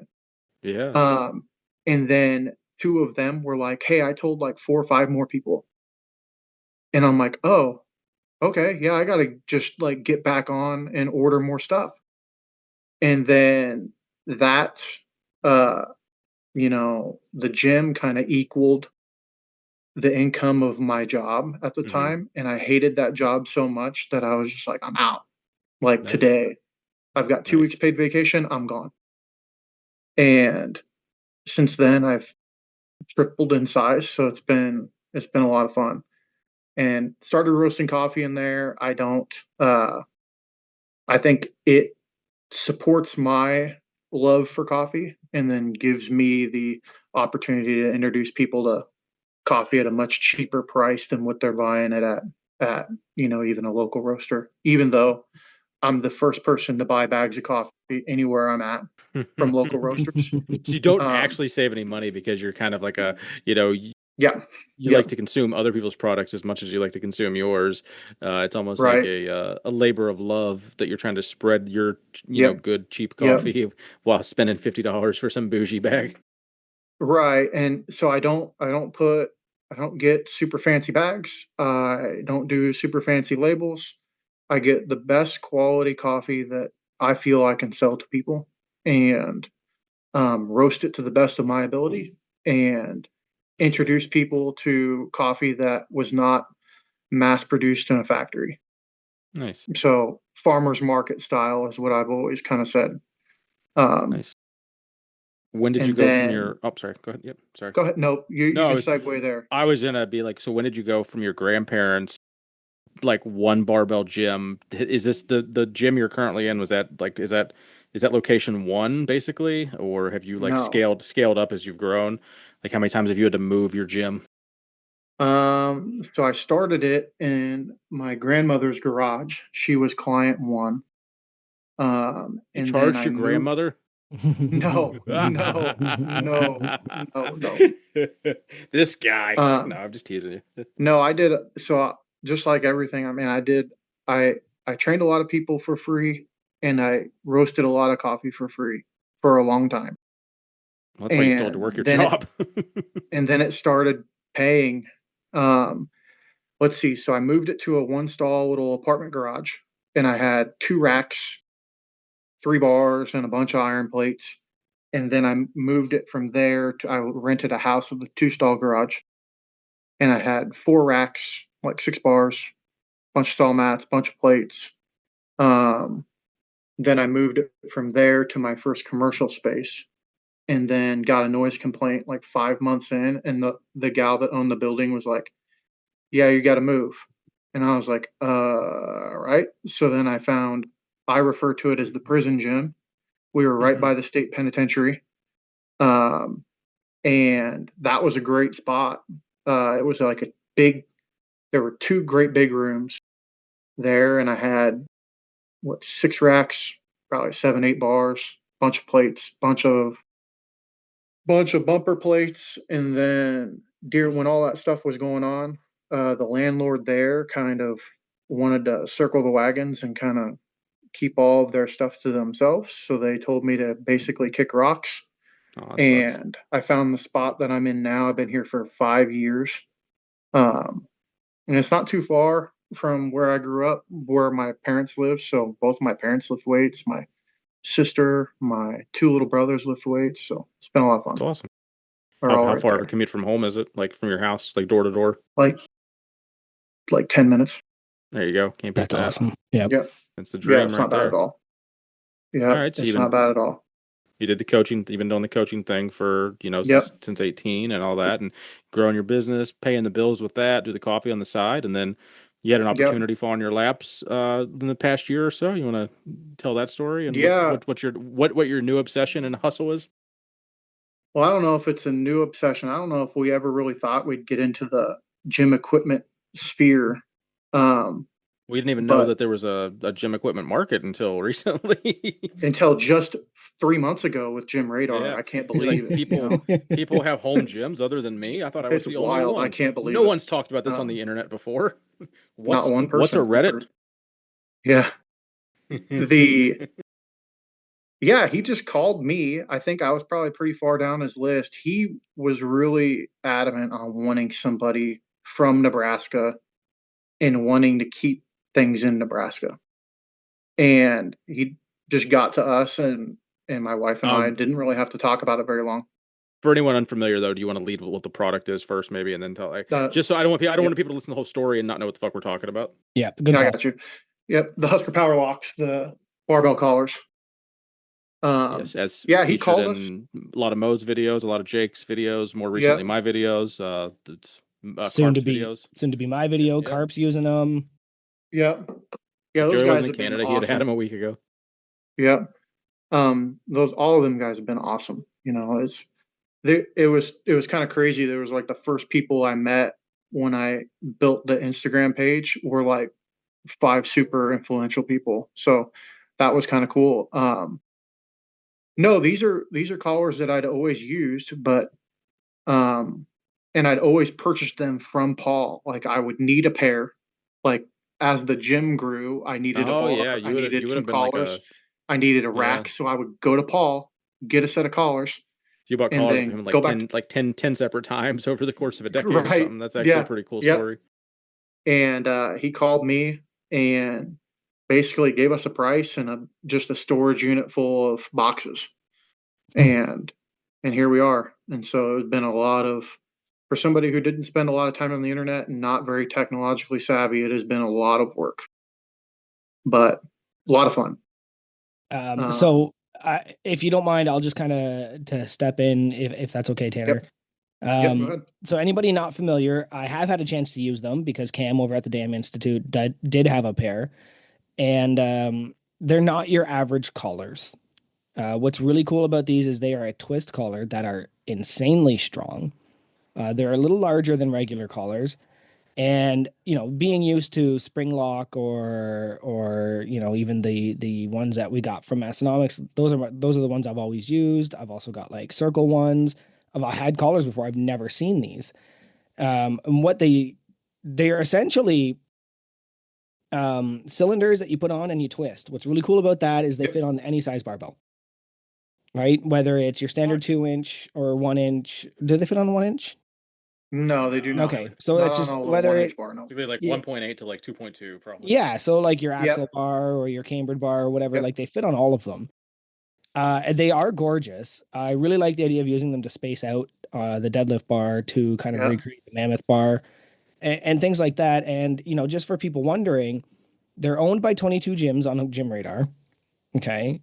They've been Yep. reviewed 21 times, and you have a average rating of 4.97. So it does look like the crew is loving these. There's one person that gave it, I think that lowered that 0.3. Yep. And, I read the review. It is what it is, but like everybody gave it a 5. Like everybody that has these bars, except for maybe one or two people, gave this a 5-star rating. So if you're not familiar with this product, go take a look at Gym Radar. You've sent a couple custom ones out. I do want to get into how they're manufactured because how you're Yep. doing custom ones is kind of wild. But yeah, so check them out on Gym Radar. They are the Husker Powerlock barbell collars. How are you manufacturing these? Like, are they 3D printed in the way that like you got Keith his orange ones, or did you actually Hand, send some? he literally hand painted those. That's Yep. amazing. Did you send somebody one painted- with a bite out of it? No, that No, was that was AI. that was AI. Okay. You got deep faked, Yeah, I did. unfortunately. So they're injection molded, which is something that I've had to learn a whole bunch about. Okay. Luckily, my father has a degree in that, which is kind So of neat. sweet. Yeah, Um, that's a lucky chance to have yeah, that but he wealth of also, knowledge. yeah, now works on airplanes, so he doesn't use that anymore. But he knows all about like the injection mold process and all of that stuff. All of the ones that I currently have were there when I purchased the company. So I have not had to go out and manufacture anymore. Okay, good. But full circle, they're manufactured like a mile away from where I went to college in Hastings, Nebraska. I own the only injection mold that makes all the parts for them. Are they at the And factory, or are you actually? Because a lot of places, like, well, like you own them, but like the factory stores it until your next batch, right? yep, I know he Grant's stores talked about that with his yep, plates. he stores the mold for me. Um, I'll actually get to go out and see it maybe the later part of this year. That'll be when I make it out there to go. We're testing uh, like colored plastic in the So yes, mold so you don't have currently. to rely on painting. You'll just be able to actually Right. do a couple Yep. colors. Yeah, but since the two black pieces are different plastic, we're making sure that they end up the same color. Mm-hmm. You know, if I'm gonna get red ones made, I want to make sure both pieces are the same color. And if not, I That's have a super way to easy. coat them. Well, just check with them to make sure that you can make a video when you're there on how they're made. Oh yeah, Because yeah, like that, I think would definitely be Yeah, very we know interesting you to a don't lot of understand the people. internet, but like some of us do, and that'd be a cool Yeah, video to see. Yeah, if you're allowed, right? yeah, Some stuff's proprietary. They yeah, might say you're Yeah. not allowed to film here, like they did to Grant. But yeah. yeah. So So they give you a price, you cut a check, you got the keys to a warehouse, and the Yeah. molds is a patented product. I probably It is not. I don't imagine. Nope. Yeah, but it's so well, intricate. Like don't let I Rogue wouldn't hear even. that. Yep. Yeah, Yeah. I mean, but it's Um, also something that you said it's been around for like 40 years, right? Or 30. Like 40 they're years. Yep. They've been yeah, making them for 40 years. the same Uh, guy. Same guy. Yep. Same two guys have been making them for 40 years. Um, and I think the ones that I currently have were made in 21. So there's like a little bit of machining that needs to be done on them when I get them, but it's not minimal, but it takes me like maybe 5-10 minutes per pair to get them all To take the assembled. pieces in the warehouse, because you just have like a To take the box of pieces, yep, yeah, because you have yep. like To take the pieces from the warehouse, yeah, drill the holes out, and then kind of smooth out some edges and oil them and put them together. it's not bad. Well, I mean, in a few years, your 2-year-old will be old enough to start helping a little bit, and get that Oh yeah. Make it a cheap help. family endeavor. Yep. I drug him back there with me one day in his high chair because I have a high chair at the gym, and I gave him like there's like some factory defected pieces. They're kind of oblong shaped, and I gave him those, and I'm hammering away on something, and he's like, "Dad, I hammer," and I was like, "Yeah, you can have a hammer, no big deal." And not really, we're all sleep deprived around here. I gave my 1-year-old son a 16-ounce hammer, and They could and he strike threw it instantly in his mouth. Oh, Of wow. course. Yeah. at me, Of and it course. hit me in the shin, and it was like just the immediate karma of that. I was like, God damn it. Yep. Ow. I gave my kid a weapon and he used it on me. Shocking. Yep. Uh, He is just like me. Just like me. Gosh dang it. Not to But talk more about like someone not you, but I'm curious of like, did you know how the guy initiatedly made them? Like, do you know like the origin, like who makes a barbell collar 40 years ago? Like that's wild. yeah. How do two people who hold 40 patents in agricultural equipment make barbell collars? So That's they're really because they they would were inventors and engineers, and they solved problems for people. And there's a guy in a small town that had a box full of busted barbell collars, and he took them to them, and they designed something that doesn't break. And um, and it stood the test of time. It stood. I've got a pair at the gym from the university where they had them tested. That was the original one. Like it came out of the university like 2 years ago. I mean, it had been there for 36, 37 years, Wow. and they used it the whole time. And they weigh nothing. Like they add nothing. Yeah, It's They're in a awesome. like a pound and a pound half. and a half between the two of them, right? Yep, Yeah. Yeah. So it's Yep. pound and but a half. most barbells are 44 pounds anyway. So if you're using it on a regular Yeah, barbell, so it it evens it all balances out. out. Yep. Yeah. Yep. Question. Oh, and then a relevant thing, probably the coolest, where it's cool for strongman is you can throw it on an axle or whatever because it Yep. is modular, and but that would not have been even an inkling of their ideas in the 80s Mm-mm. when they made it, you know. So like to me, what it sets it apart to be like kind of it's a reason to buy it was something that wasn't even an original idea of it. So um, Yeah, machining then wasn't as good as it is now. So when they built the collar, you'd get a shipment of barbells to a high school, and one of them would be 1.8, like you said earlier, and one would be 1.9. And if you had a spring collar, it was only going to work on some of those bars. Yep. And so they made something uh, like a compression fitting, like you'd use in like plumbing.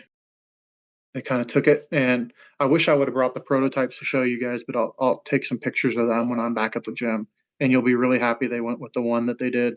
and Um, they did make it, some metal ones at one point, but they bind up on themselves too much. Hmm. They yeah, I get could see bound that. up, and you'd have to hammer on them a little Yeah, bit. But I damn near couldn't um, get him off the other day, and I was like, oh, I'm twisting the wrong way, like a dummy. yep, yep, and yeah, and if they ever do, like 2 years down the line, if they are hard to get on and off, um, you can just back that screw out and unscrew the pieces Smart. and just re-oil them. You can use like a 3-in-1 oil or a WD-40, or I Nice. use 10W40 motor oil. That's So, smart. Yep. and a paintbrush and just a real thin uh, paintbrush of it, and good to go. People that keep them outside, like in their non-climate controlled garage, the little metal piece on the inside once in a while will get a little like calcification on it. Yeah, I could And see you can that. just take a green Scotch Brite pad to that, and it scrubs right off. That thing's like an eighth of an inch thick, that piece of metal is. And you just scrub it off, and it's good to go. Exciting. Yeah. It's a really cool product. So hopefully some of our listeners head Yeah, over to, is there a website for that? Yep, huskerpowerlock.com.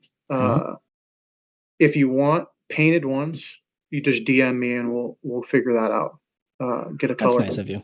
figured yeah, I out. appreciate the How do the orange ones hold up, Keith? good. I haven't. I mean, I've used them They three look times, I think. sick. So They're my they favorite look ones that they I've done. pop on the black log, Yeah. kind of like in the Yep. shadows, because like the last couple times I've been doing a medley, so the video is pretty far out, and there's just Yep. like they pop. So that was sick. Yep. I didn't I was not expecting a custom color when you sent me the pair. So I was like, oh man, this is badass. So I was happy.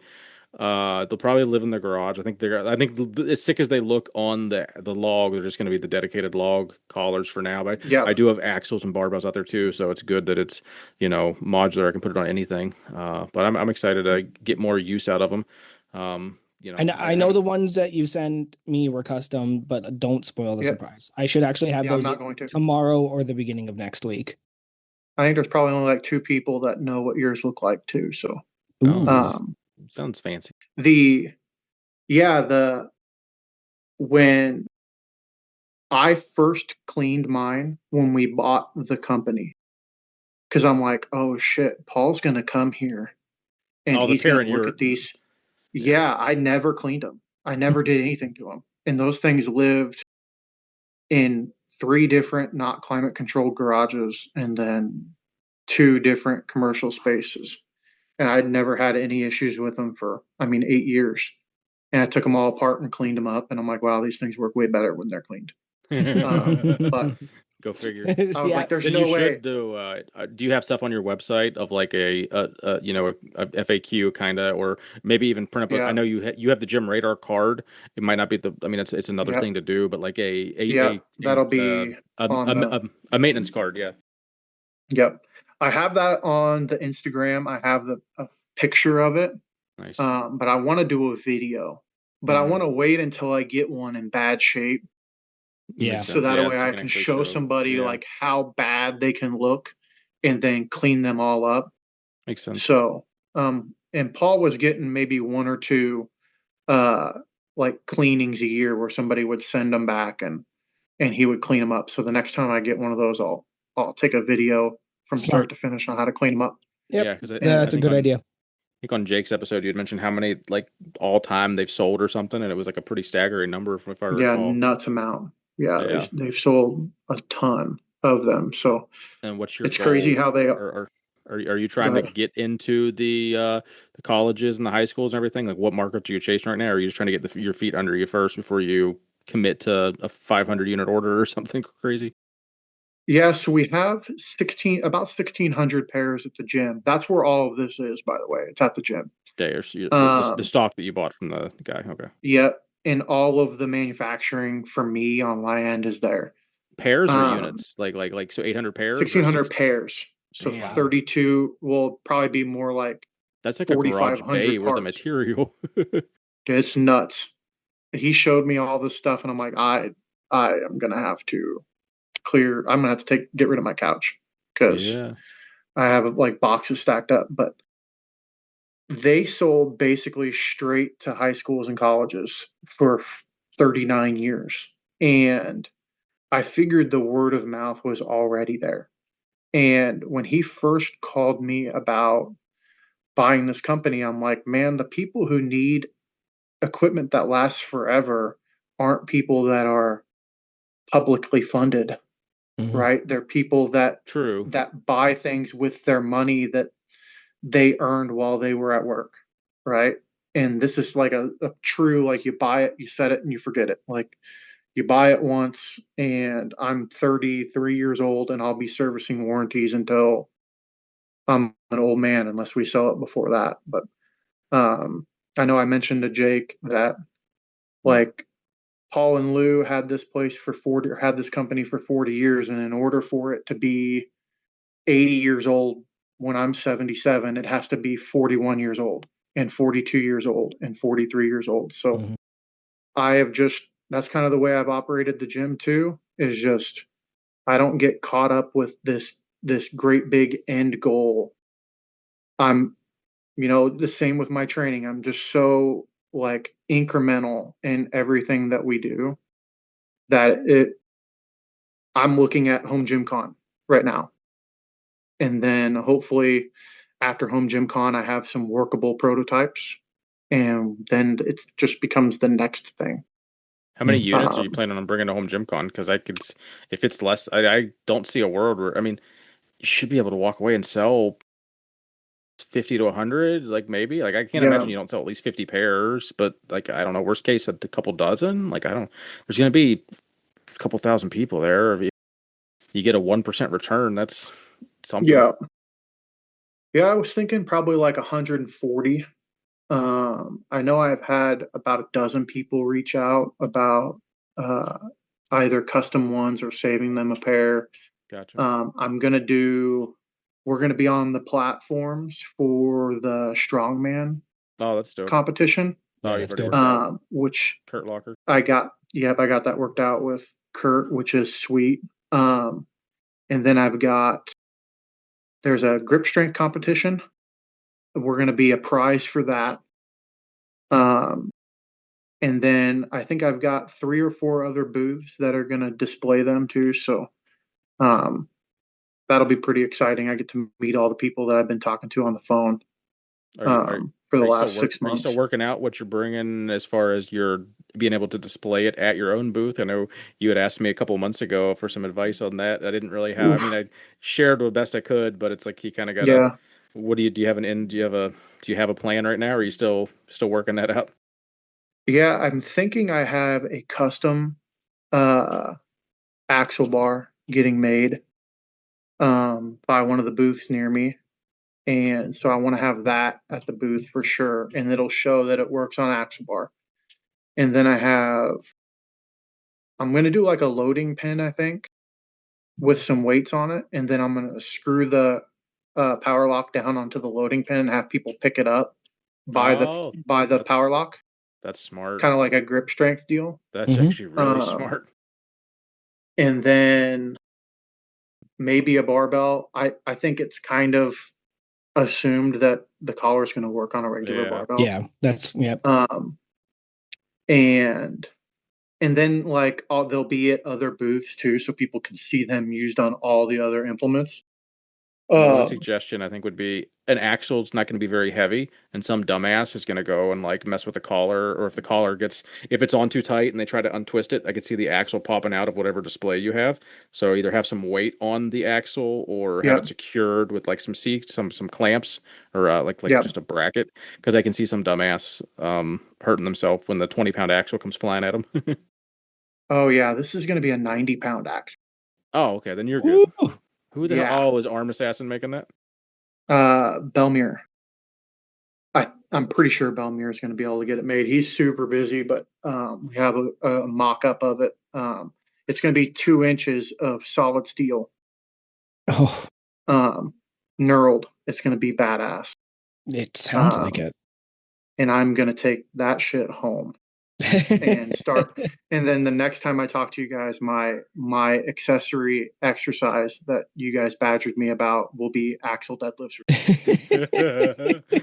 I still don't think he knows what not a compound movement is.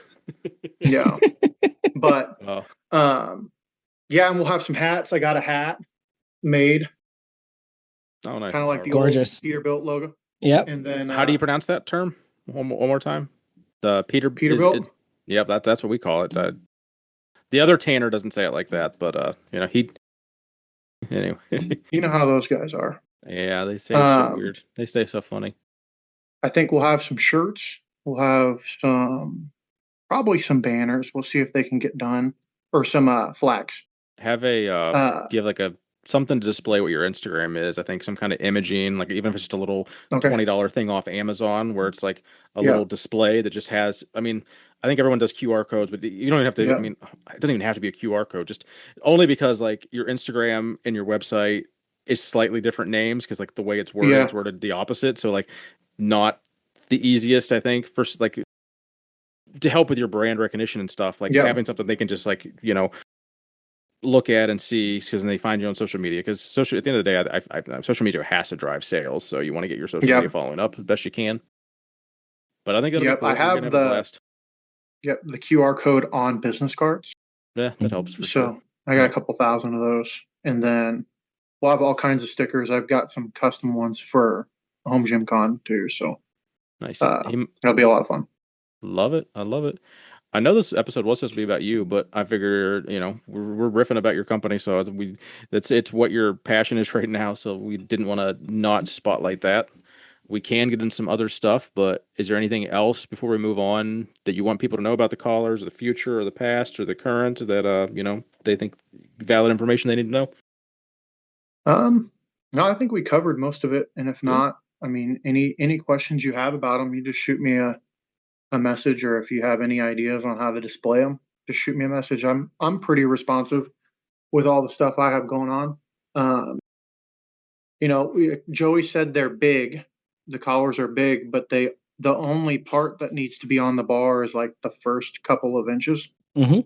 So the rest of it can just hang off. So it's not the workable portion of the collar is only, Is 2.5 inches long. So that's just about the same size as any other collar. Do you know why they made the shaft so long then? Because there are others, like not ones that are specific to being able to be different sizes, but Yep. like there are other companies that have spin locks that are only like 2 inches long, but they only work on a barbell. So like, what is Yep. do you know why initially they were like, let's make this 8 inches long, or well, it's probably like 6 inches long. I don't know. Yeah, it's 5. But it was usability, so they made them shorter, but you couldn't grab them. I mean, That's when fair, they were up yep. against the Yeah. plate, when they're up against the plate, you like trying to grab a collar that was that big and try to screw it together. Yeah, I can I see do that. have the video doesn't get posted, but I do have an idea to change this piece to where it's obviously going to be bigger around, but it's going to screw over the top of it, Yeah. Okay. and it will be used in this direction. So this direction would be on the bar first, and when I had the rubber piece inlaid in it, it would back off like a quarter of an inch because it was so like that rubber would grab the bar and it wrenched it down so tight that the collar kind of backed off of the I plates. do know But yeah, I did notice when you that turned it when it. around, go ahead. I'm sorry. Oh no, I was just like because it took me. I had a little bit of a learning curve because I did Yep. put the skinny because like it made more sense to me to have the skinny side there because the other way I did it when you tighten it down, it does back. It's not maybe not an eighth or it's definitely not a quarter, but it's just like Yeah. it's less than an eighth, a little bit. It does back off the plates just to see hair, and I was like, is that right? And it just didn't sit well with me. And I tried it the other way. I was like, well, this definitely isn't right. So it's got to be that way. It's not so it's literally not a problem. It's just it caught me off guard. And I was like, okay, that I get it, but that's how it gets tight. It has to suck into itself just the Yeah. smallest amount. As they age a little bit, that goes away. Oh, okay, So cool. it's just pretty tight from the manufacturing. But what the competition collars do, you tighten it down to the bar and then you spin the deal into the plates and it kind of Mm, holds them up. I think that if I can fix that, this will act as both things at the same time. When you screw this in, it will push the yeah. collar up against the plates.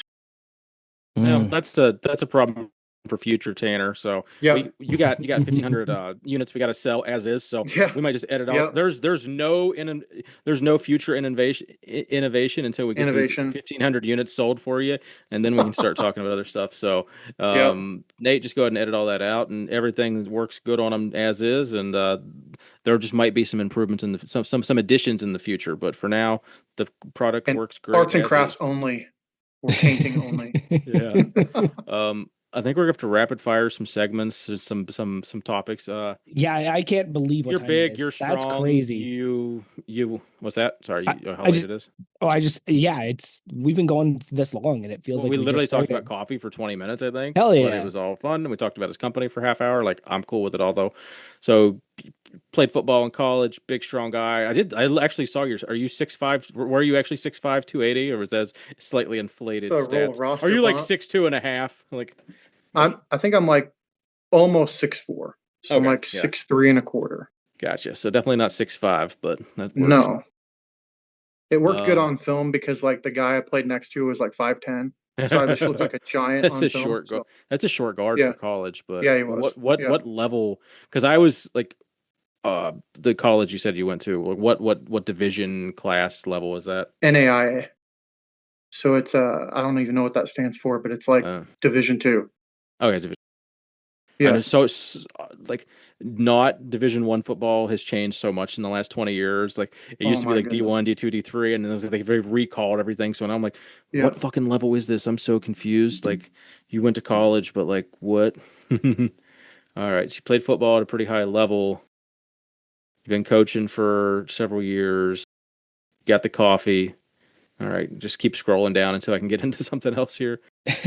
So we're not like I don't want to completely like negate the 16 people that submitted stuff, but we also can't really go more than another half hour max. So Yeah, I will say, like, the people that did submit, appreciate you. they love you. That's Like, they're Yeah. every single one of them made sure to point out how good of a person you are and how much they appreciate you. And I will say, like, it's not very often people go out of their way to make sure we know that. Well, I know So, my wife was one of them, so that was cool to but hear. that Maybe was she not. was one of the ones. But She didn't say anything about there was more than that. Took the starting strength certification, but didn't get certified. What was that about? that. Nope. I did not pass the deadlift portion. And so Mm. when I got home, like that was like I got home from that it's like a written test. You're and saying? no, the coaching platform. So Okay, I so you did have, not pass the platform evaluation, Mm. where they basically make you demonstrate that you can coach all the movements, okay, and then you go to the written portion. so you're like Yep. coaching like a mock client in front of people that are judging you then essentially. Yeah, you're coaching somebody else that went to the seminar. Okay, So Okay. whether they're there to coach or whether they're just there to learn, you're just coaching some random person that showed gotcha. up to the seminar. Well, that's not fair. You should be able Um, to vote for yourself. Yeah, I know, and wear right? hats or not, I guess. Um, but yeah, when I got home, literally all of the people in my family are like, you said you needed more experience, so we're here to train. So I got a lot of a lot of good, valuable experience No, out of that's all that. So I mean, it might have been for the best though, because if you were you're pigeonholed into being a starting strength gym. I'm sure there's positives yeah, with that, but there's also got to be negatives. And I mean, not that starting strength doesn't also cater like Grant caters to a lot of elderly people and stuff, but it sounds yeah, like doing your own thing kind of might not be the worst thing. And it obviously yeah. It's seems been a like lot of fun. you literally have a rapport with the guys over there, right? At starting strength. I mean, you don't you on Yeah, Rip's podcast or Rip talked about your collar, which is yeah. like, did you That was just nuts. so did you send him a pair and you were like, you failed me, but here you go. Like here's a pair. Like Yeah, did my do my deadlift collars pass? I don't think Rip is somebody you take revenge on. I I sent him a pair hoping that I would just hear from him. Because I've been in a position to meet a bunch of people in like the professional gym industry, right? And I basically just sent each of them a pair of collars when I think before we even the ink was dry, Mm. and hoping I would hear from each of them. And within a couple of weeks, all of them called me and they're like, "Where are these made at? Where did you get these? I had these at this college that I worked at 20 years ago and I never saw them again." Or, and then Rip told a story about having two or three sets in the gym when he bought it. And he said they were there forever until something happened to him. And he didn't think they were being made anymore. So it was really cool. He called me. He was like, "Well, I think we're going to do a commercial about the collar. Send me what you want me to say." And then he called me back the next day and he was like, "I think we're just going to do a whole podcast on this." Hell And I was like, yeah. That's dope. I need to see if my computer turns on. So It like I know we've been really focusing on them because like I kind of want to point out it's so cool and smart of you to take it out of the idea of selling strictly to schools and putting them in the hands of gym owners. Like that's an incredibly smart move. Home gym owners. Yeah, home gym owners. Well, I mean, I'm sure he's not going to say no to commercials, but Well, yeah, but to that's a approach very the new smart market, move. Yeah. I'm sure Yeah, those old that's dudes that sold you didn't fucking understand there were home gyms. because based on what you're telling me, like, oh, I found these in a college years ago and I haven't seen them since. Like that's not fair to the Husker yeah, lock, right? yep. So very, very smart move. Um, we got to get into something. We got to get I'm into good with games that. at some point. Yeah. Let's go to FMK. If anyone wants to know more about Tanner, he's been on 3 other podcasts in the last couple months. Go listen to them too. They're probably all talking about Husker Power Locks, but here we are digging into a little bit more meat and potatoes. But I think we talked about the collars a good bit. FMK. So I'm going to give you 3 things, and you got to rank them for me. Which one you want to F, which one you want to marry, which one you want to kill. I'm going to go with where I just had it. All right. So it's a good suggestion. I'm gonna the way I'm gonna word it is so it's gonna be your favorite so basically your favorite song in the world ever. FMK. No, but Oof.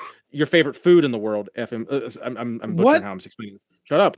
I'm giving you 3 things. It is to you your favorite song, your favorite meal, and your favorite movie. You have to FMK them. Like so, you have to Mm, eliminate. So whatever your favorite song is, whatever your favorite food item. But let's go to like single food item because a meal encompasses too many things. he does love his Okay. compound stuff. And then he knows. Meat and potatoes. Compound meals. And then movie. Yeah, So song, movie, food item, but like the most I'll important, kill the favorite, song. sentimental, etc. Okay. Yeah, I'll kill the song Which is because what?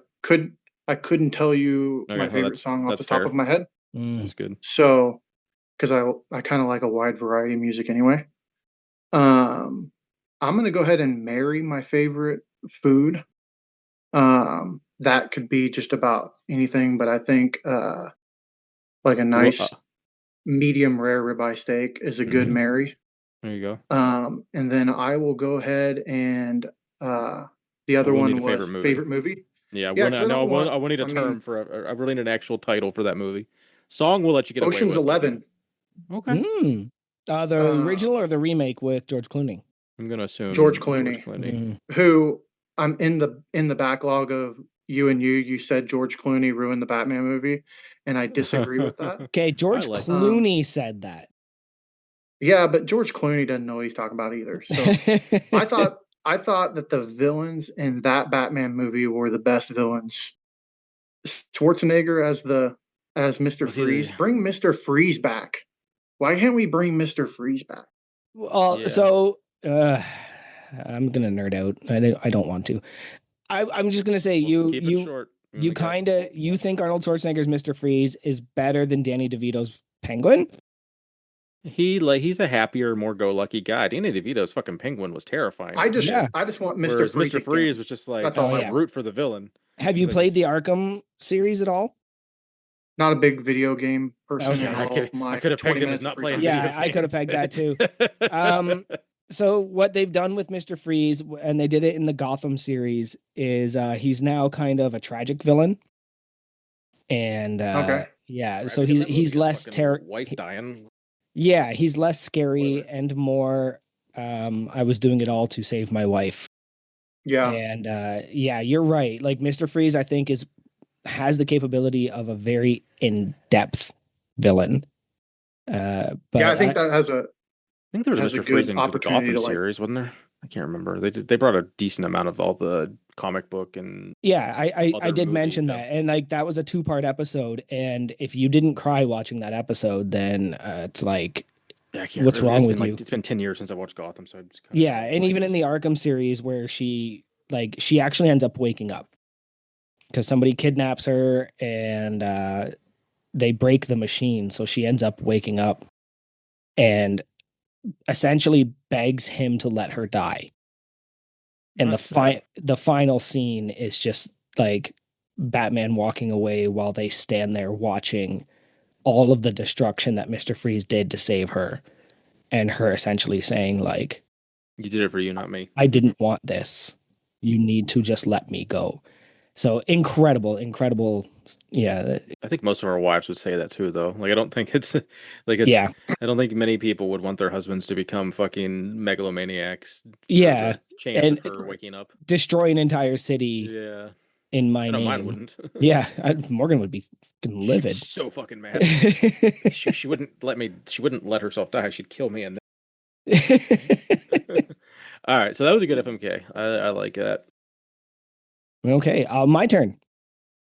Yeah. More coffee talk. You thought you were done. Oh, I Um, forgot we had to, forgot we. Yeah, no, and this one's really interesting to me because it's probably more stuff Keith had never thought about, and as he steps out, I want your Mount Rushmore of country origins for coffee. Ooh, okay. Well, that'll be probably pretty easy. Ethiopian coffee. Mm-hmm. Gosh, they make some pretty unique, really acidic coffee, and that's kind of what I like. And it roasts light like most other origins don't. Have you ever been? Have you been to an Ethiopian coffee ceremony? No. No, I interestingly have, which is wild. They put butter in their coffee too. Oh, I bet that's what is that? They call that bulletproof coffee in the diet world in the U.S. Oh yeah, They it's put butter and salt or something in it. well, I salted don't get butter it. would kind of fix Yeah. everything, right? So yeah, okay. I love every coffee I've had from Colombia. Mm-hmm. I think they're doing something right over there. I don't know if that's south or north of you guys. The Both technically, the world is round. it's a flat circle. The I like Brazilian coffee because that is what most of the people who buy coffee from me, that's what they want. Yeah. They want kind of a roasty, not super complex, medium-bodied coffee, and Brazil does a pretty good job of giving a pretty consistent product across the line. Mhm. And then I would probably have to go with Mexico. Really? I've had some really, really good coffees from Mexico. So good, in fact, that sometimes I just don't have access to them at all. So when they have a good one, it is really, really, really good. The reason I was excited to ask that question is we talked about how like the Valhalla Java, which is Zach Wilde's from Black Label Society, that was his coffee, kind of got me off of garbage commercial coffee. Mhm. I actually didn't drink coffee until like my 20s. Like Okay. I never enjoyed it. And then I was at a market one day and I got a Rwandan organic. Oh, yeah. And I bet it's it good. was so good. Yeah. So good. Like it was earthy and it was Yep. rich. It was like, and I've never been able to like find it or recreate it again. Like even the company, I don't remember their name, but like Rwandan coffee pretty much made me like coffee after having Yep. just shitty commercial coffee that, you know, I'm working in a warehouse and the guy shows up and he's got coffee and I'm like, great, I'm not interested. And then suddenly like this coffee fell in my hands. And I have discovered that finding Rwandan coffee is hard. I haven't looked into the reasons, and I'm sure somebody will Yeah. tell me there's political reasons or whatever, but like, damn, that Rwandan I coffee can get it. got me. Yeah. Yeah. Oh, So I how do don't y'all know. Yeah. sell it? But you have and then the way they process and dry the coffee out drastically affects the flavor too. So, Yeah. um, and it'll affect the acidity in the body of the coffee as well. So it'd be interesting to hear exactly what that coffee you had was, Yeah. because And it's recreatable. I've never You been know, able to find anything like it again, yeah, but it was like a life altering moment. The first sip, I was just like, wait, coffee can be good. yeah. Right. When you try mine, you should tell me the things that you don't like about it, or the things that you wish it was, Okay. and then we can find one. Because chances are I've got one in my basement ready to go that is already that. Yeah. It's just from a different place. Yeah. How do you take your coffee? Black, Yeah. in many different forms, but I usually do a pour over. Um, Yeah. that's If my when I favorite do way to it, drink it. when I do the one you're sending, I'll do pour over just because Hmm. the drip machine is for Folgers. And yeah, I usually put a splash of milk in because I find coffee acidic and I have acid reflux disease. So I Okay. find a little splash of milk just enough to change the color, right? Yep. Like I'm not like a triple. Do you know what that means? No. No? Okay, Canadian term. Triple sugar, triple milk, triple cream. Oh, okay. Right? Yep. You got your double, your triple. God, you get people that Okay. I have people that order a quadruple with 4 sugars and 4 milk, and I don't think you like coffee at this rate. Like at that point, you might Yeah, not just get an actually like Alani. coffee. Yeah, Just get at an that rate. Alani, dude. They're probably taste better than that. Yeah. I do 25 grams ground coffee, 400 grams of water. Okay. I usually So, just do scoops and fill my cup. So we'll see yep, how that goes. I also have a French that's press. good. So like Yep. with yours, we'll probably have it on a Saturday morning with my wife and French Yep. press one of them. I like the way the French press kind of adjusts the oil levels a Yeah, and little the better than body the of the coffee filter. is a lot heavier Yeah, because the with filter your can, French press too. when we do them, we use the bamboo filters because they don't have Okay. dyes in them. Yep. So Yep. yeah. I'm not like I used to be, but not so much. And it's never come up on the podcast, but like I do love a good nerdy out coffee. Not to the point of Nate or maybe yourself, but like Yeah.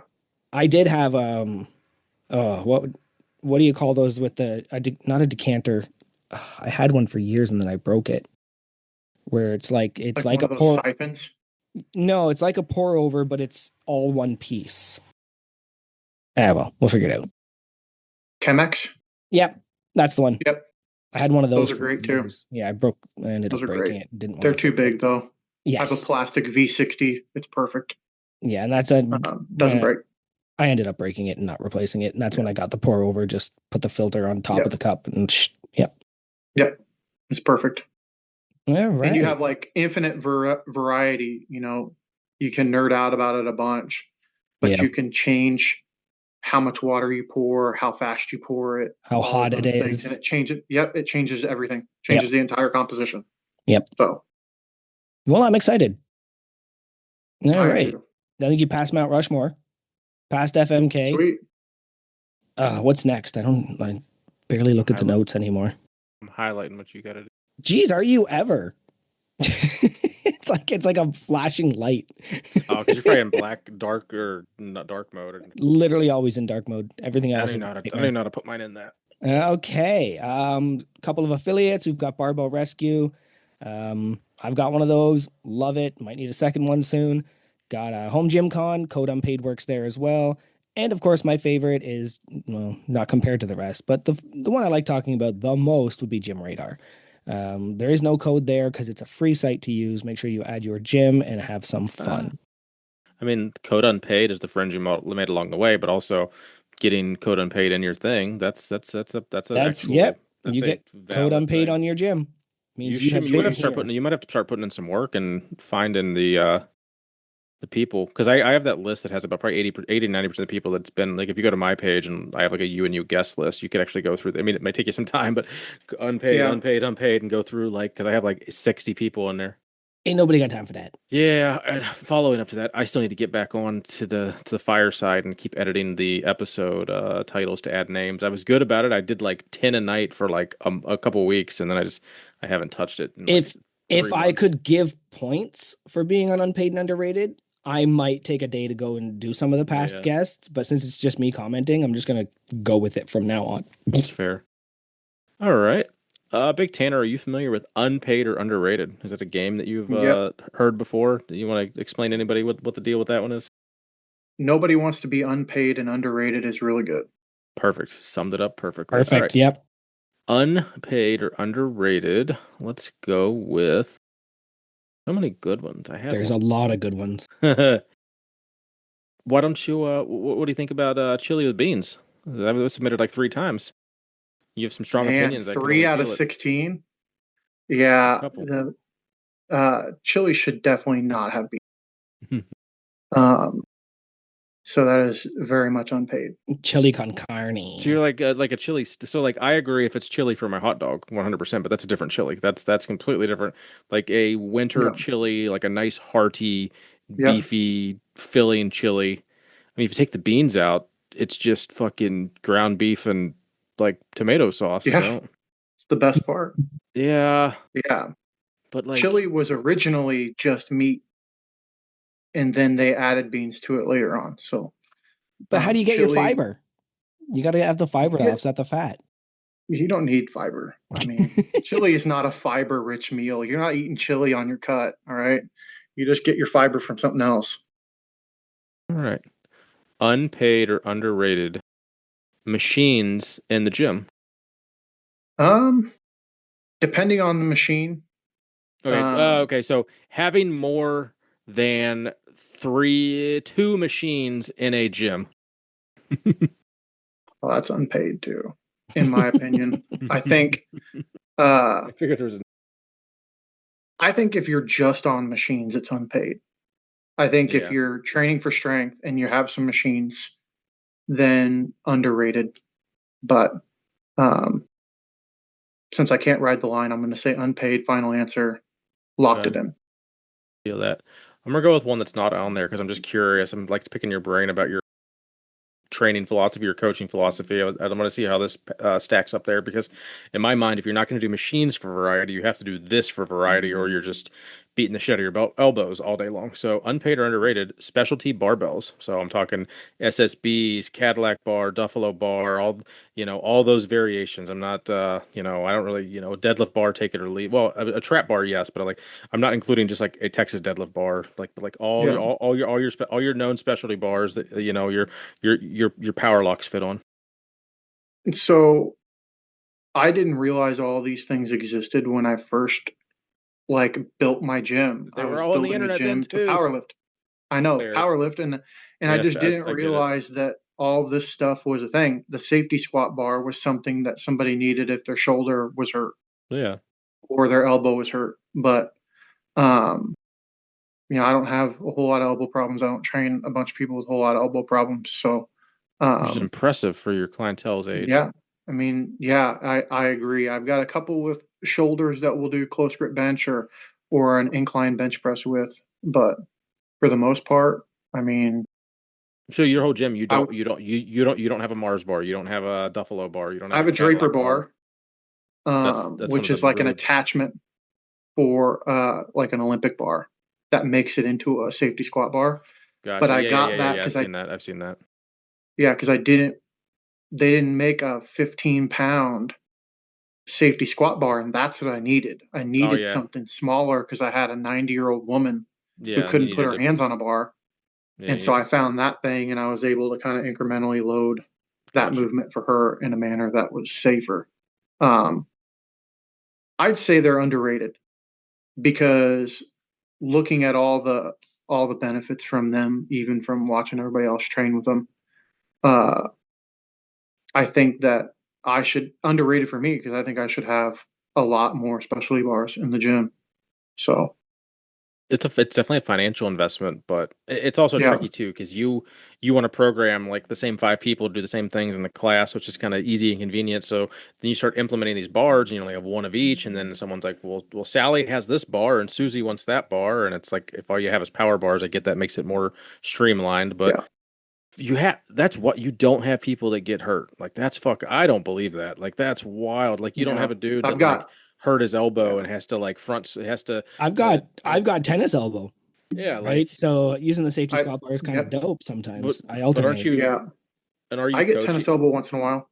Mm. Um, Like you have lifters but coming in three it days goes a away. week doing 5x5 kind of or not, I guess. I guess Oh Wow. that's no, no, no, no. okay. So you Yeah, don't so that might contribute to why you don't have people that are all beat the shit. How yeah. often are some of your clients coming in? Like once a week or twice a week? Uh, 2 to 4 days a Okay, week. so I mean you have somebody that's got to be touching a Um, bar 4 days a week. yeah. And when we Kudos we to have them our for own. staying healthy. Yep. Yep. And there, I think I have the strongest. Like, if you could see it from space, I'd have a bright light of the strongest 90-year-olds in the U.S. are right Hell here in yeah. Lincoln, Nebraska. That's I've awesome. got a It doesn't shock 93-year-old me. woman who deadlifted 158 pounds, Good 93 years for old. her. Amazing. Yeah. Yeah. She's a That'll strong woman. that'll be big Jen in just a few short years. Yeah. She's gonna be so pissed. Love you, Jen. Okay. My turn, I guess. I'm not gonna steal more than three. We gotta go. It's all right.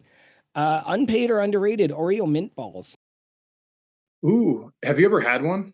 I've had balls. What are what do balls smell different from dicks? I guess it depends on your angle. Yeah. That's the funniest thing you've said in a while. What? Yeah. Really? Visualize. Well, like it just like I just visualize someone's nose and an asshole, and it's just really funny to me. Dude. So, which way you're smelling? No, it. I assume they're just like cookie balls or of some sort, right? Yeah. They're just Yes. mashed up Oreos with cream cheese, Okay, so That it's sounds amazing. and they dip them in chocolate. They're phenomenal. Yep. There's no fiber in them either because Uh, there doesn't need to be fiber in them. I Because get they're my for fiber from enjoyment. my chili. Thank you very much. Yeah, He's just over there mad you and got constipated. your chicken with your side of chili because that's the only place you can get your fiber. You get fiber from other things. I put beans in my rice. Beans and rice is Okay, yeah, beans belong beans in are rice. yeah, I don't absolutely. disagree with you. I think beans are under Oh, rated for sure. And They and should be in other things. every weekend I have Yes. beans on toast. Like I but I don't hate beans and chili. what is what's your strong Midwest opinion on cinnamon buns with chili? And is that actually a staple? Because I've still never heard of like Delicious as meeting someone shit. do that. It's really good. Yeah, it is. Yeah, Cinnamon. it's really good.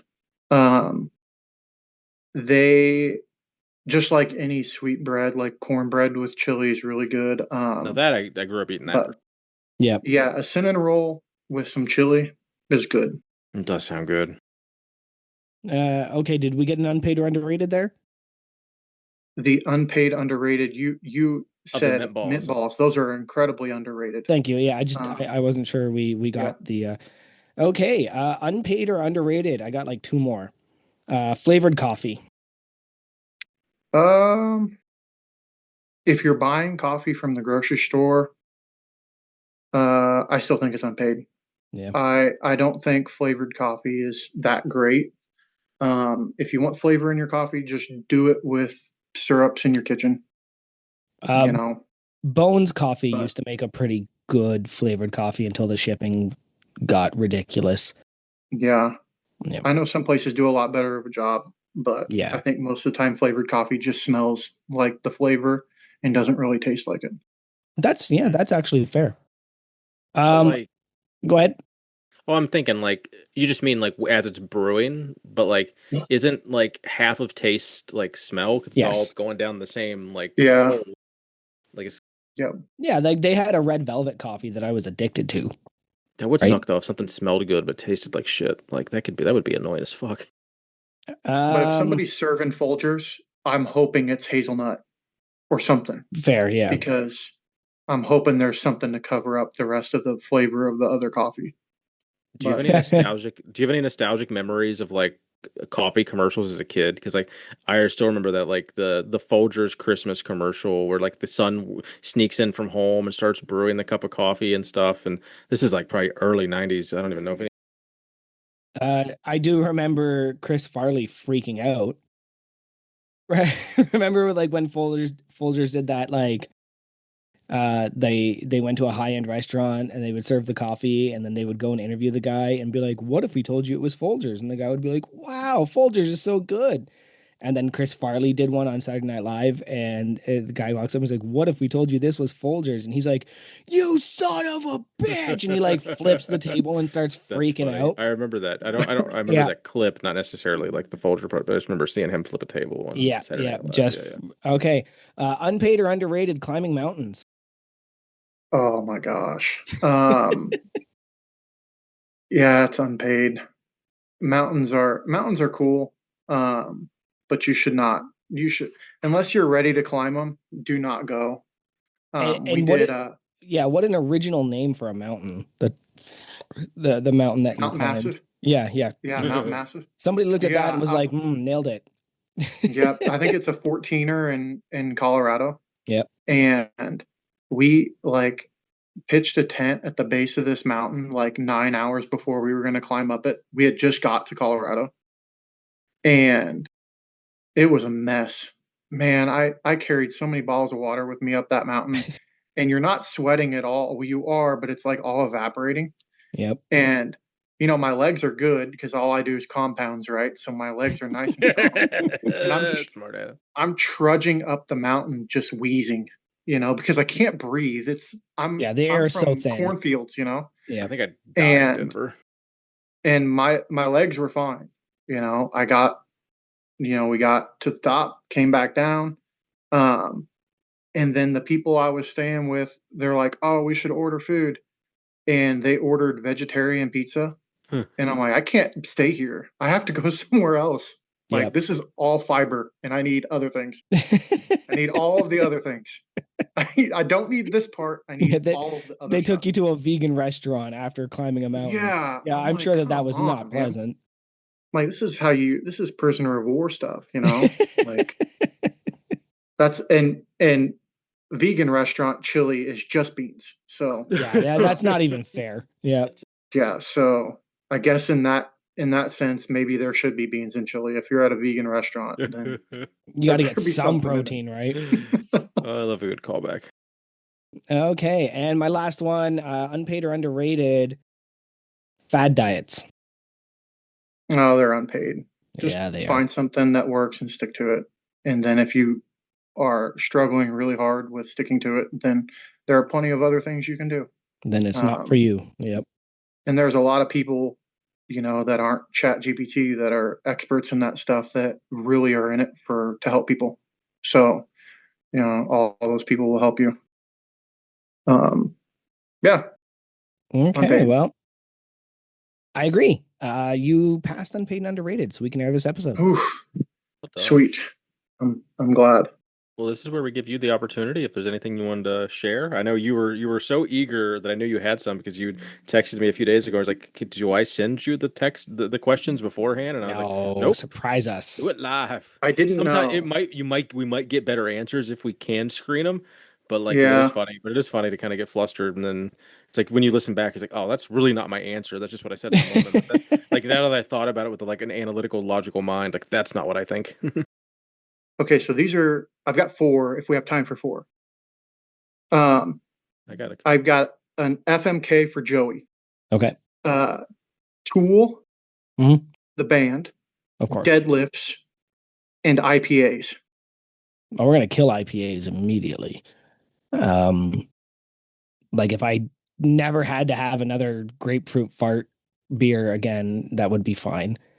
I do enjoy them generally. Keith's is not actually an IPA. It started as one. Then say Keith. Yeah. Make it harder for him. Change that up on him, Tanner. Nope, too late. Tell him his favorite beer. That's the topic. And that's also, but I would still have the same answer. Well, there you go. That's good. Yeah. We'll probably marry deadlifts because there's no scenario in which I don't deadlift. It is my favorite movement. It is my favorite ultimate lift. Accessory. Yeah, it's the ultimate accessory. So we would F Tool. Right. Okay. I don't listen to them as much as I probably want to, but it's also just because it's a 13-minute song is so fucking long sometimes. Yeah. And then I have a Mount Rushmore for Keith. Ooh, I'm sure you've probably done this one before, but I haven't heard it. Massonomics gear. Ooh. I don't think we have had that. Like all merch or just clothes? Like what's gear? Yeah, because you're answering the question for me, and Okay. I've not been here. So what are your 4 favorite things Massonomics has put out that you've purchased on the website or that you wish to purchase on the website? Did Drink Spotters count? I think that's what he was wondering. I'm just thinking he has his druthers. Very good answer. But like, I'm gonna go with everything they've ever. I mean, this is one this is an example of if I had this question, I'd have a significantly better, more thought out answer than what I'm just gonna ramble off because I like can't. I'm just drawing a blank on everything. But the bench heavy banner, which available or not available? Oh, not available. Which beer? Yeah, that's the bad. I know one of they can still sell some beer shit, but like not most of it, right? Okay. But to me, the bench heavy is just like I grew up drinking Busch Light. So anything bench heavy, like the parody of the Busch Light, is just it's fucking great to me.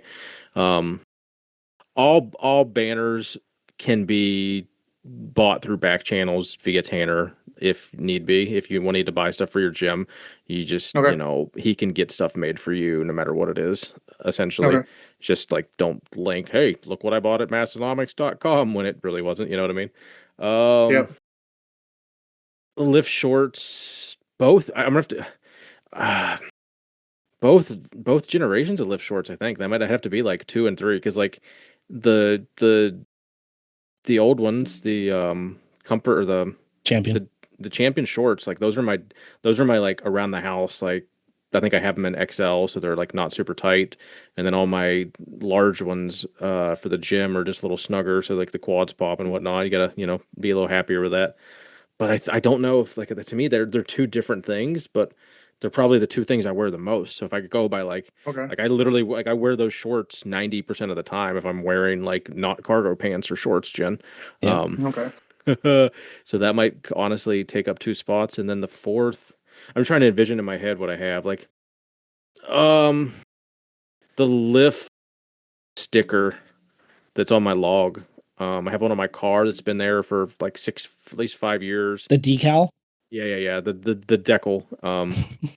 The lift decal. So those are like, probably not the answer. That might not help you outfit your gym, other than knowing that you can get banners are a thing. If there's logos you like, but like for me specific, off the top of my head, like if I sit here, I could probably, if someone asked me again in Discord next week when I've had a chance to look at all my orders or like even look at my gym, maybe I'll have different answers. But like I'm pretty happy with those. Like those are the things that get the most meaningful aspect of my life right now. Like, that I either wear the most or I look at and kind of like just smile. I think that's answers. All right, and then I have 2. So you guys used to do a silly goose question, and I have 2. I don't know when you guys stopped doing that, but silly goose question number 1. Episode like 50? This is a hot topic in our home. If you ordered a breakfast sandwich, okay? If you ordered one, it didn't say what was on it. It just said breakfast sandwich. What is the absolute bare minimum required to be considered that breakfast sandwich? Like you got it and you're like, oh, this is bare minimum. Great. Egg and a meat. Yeah, egg and a meat. Bare minimum, like perfect world, a slice of cheese. Like also. So if I said, hey, I'm going to make you a breakfast sandwich, you're at my house, and I gave you an egg between 2 pieces of bread, that would not suffice. So if I'm paying for it, I want meat also. If I'm at Yeah. home, I would eat a bagel with eggs on it and be happy all day long. Yep. Or like something off the griddle, like a buddy's house. But like if I'm paying a restaurant, if I'm paying like Yeah. $9 for a family diner breakfast sandwich, or if I'm getting something out of a gas station, Yeah. fucking hot fridge thing, not a hot fridge is the worst. The But worst. hot fridge, yeah. Yeah, Yeah, I was what's gonna the let that one slide, but yeah, there's not that's not the correct word, but like it's got a it's an door on it oven. like a fucking fridge It's an does. oven. Like yeah, the oven container shelving Yeah. thing. I think it's got to be yeah, I don't think I would pay for but I'm trying to think if I've ever just bought like a bagel and a sausage without an egg. Like I don't think no, it's got to be egg and a meat Yeah. I if think I'm it's an paying egg for and it. a meat Yep. no matter what. I think if Yeah. it's a breakfast sandwich, because anywhere you go to order a sandwich, if it's just egg, it calls it an egg sandwich. Yep. It doesn't call it a breakfast sandwich, right? It is an Yeah. egg and cheese sandwich, right? I do like an I do So, and I think that's delicious egg and cheese sandwich. yeah. But a It's not a breakfast sandwich has to breakfast have meat on sandwich. it. It has to have It's Yeah. my not a breakfast breakfast sandwich. in It has it. to have meat on it. Yeah. And you say this is debatable in your house. So is your wife of the opinion that either meat or eggs Yeah. independently with bread is a sandwich? Or that is a Eggs quote unquote breakfast sandwich? eggs makes it the breakfast sandwich. No. And That then makes all the it other eggs. things that makes it an egg sandwich, right? Yeah. Yeah, absolutely. Yeah. It's I mean, like if I was at your house and you were like, I'm going to make you a breakfast sandwich and you handed me an egg sandwich, I'm not going to be like, the fuck is this? Like, I'm just going to be nice But and be she'd be like, like, oh, this is, he could have just said this was an egg sandwich, you know? well, but I He would couldn't say have got my thank you and hopes eat up. it, right? Like Yeah. that's different. But if I go to like McDonald's and they're like, oh, we have a breakfast, Tim Hortons, very good at example. They have a farmer's wrap, right? And Okay. it's got you can do sausage, egg, and it has a hash brown in it, and then you can just That sounds uh, delicious. it's amazing. Yeah. Um, but if they were like, oh, this is a breakfast wrap and it was just eggs in a wrap, I'd be like, no, it's not. There's no Yeah. This is, breakfast in this. yeah. There's eggs in this. Yeah. so Well, everything can be a breakfast sandwich at that point. If you're just going Yeah, to say, oh, as soon as I put eggs in something, like would then an egg salad sandwich then classify as a as I a breakfast breakfast, sandwich? love yeah, egg right? To salad those sandwiches are people, so good.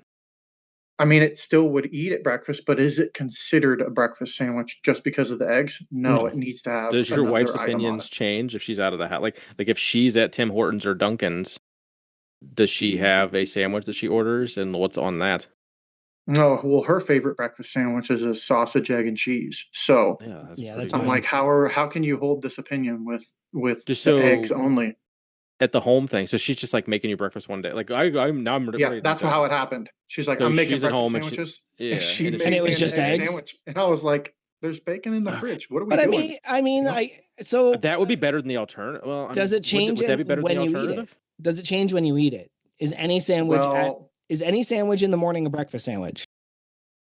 if there's eggs and meat I on had it, a chicken yes. salad sandwich this morning at like 10 o'clock. Yeah, if I That have was a good. BLT at 7 a.m., that's technically my breakfast. It's now a breakfast Yeah. sandwich. I would agree more with that take. Like anything you eat at breakfast would be considered a breakfast sandwich, but Yeah. I eat a lot of non-breakfast maybe. stuff at breakfast on the But weekends. um, I'm more of a black coffee breakfast Yeah. kind of guy. So, Yeah. I all don't right. usually eat. But like if she just handed you bread with bacon, is that more or less of a breakfast sandwich than Less. bread with I egg? would, yeah, I think it's Oh, the same. well, I think okay, it's you just think a it's different sandwich. It's Yeah. just not That's a either bacon thing. sandwich. That's not a full Yeah, it's breakfast. Like it but has to be like it's a I would think take egg my breakfast sandwich. plate and put it on a sandwich.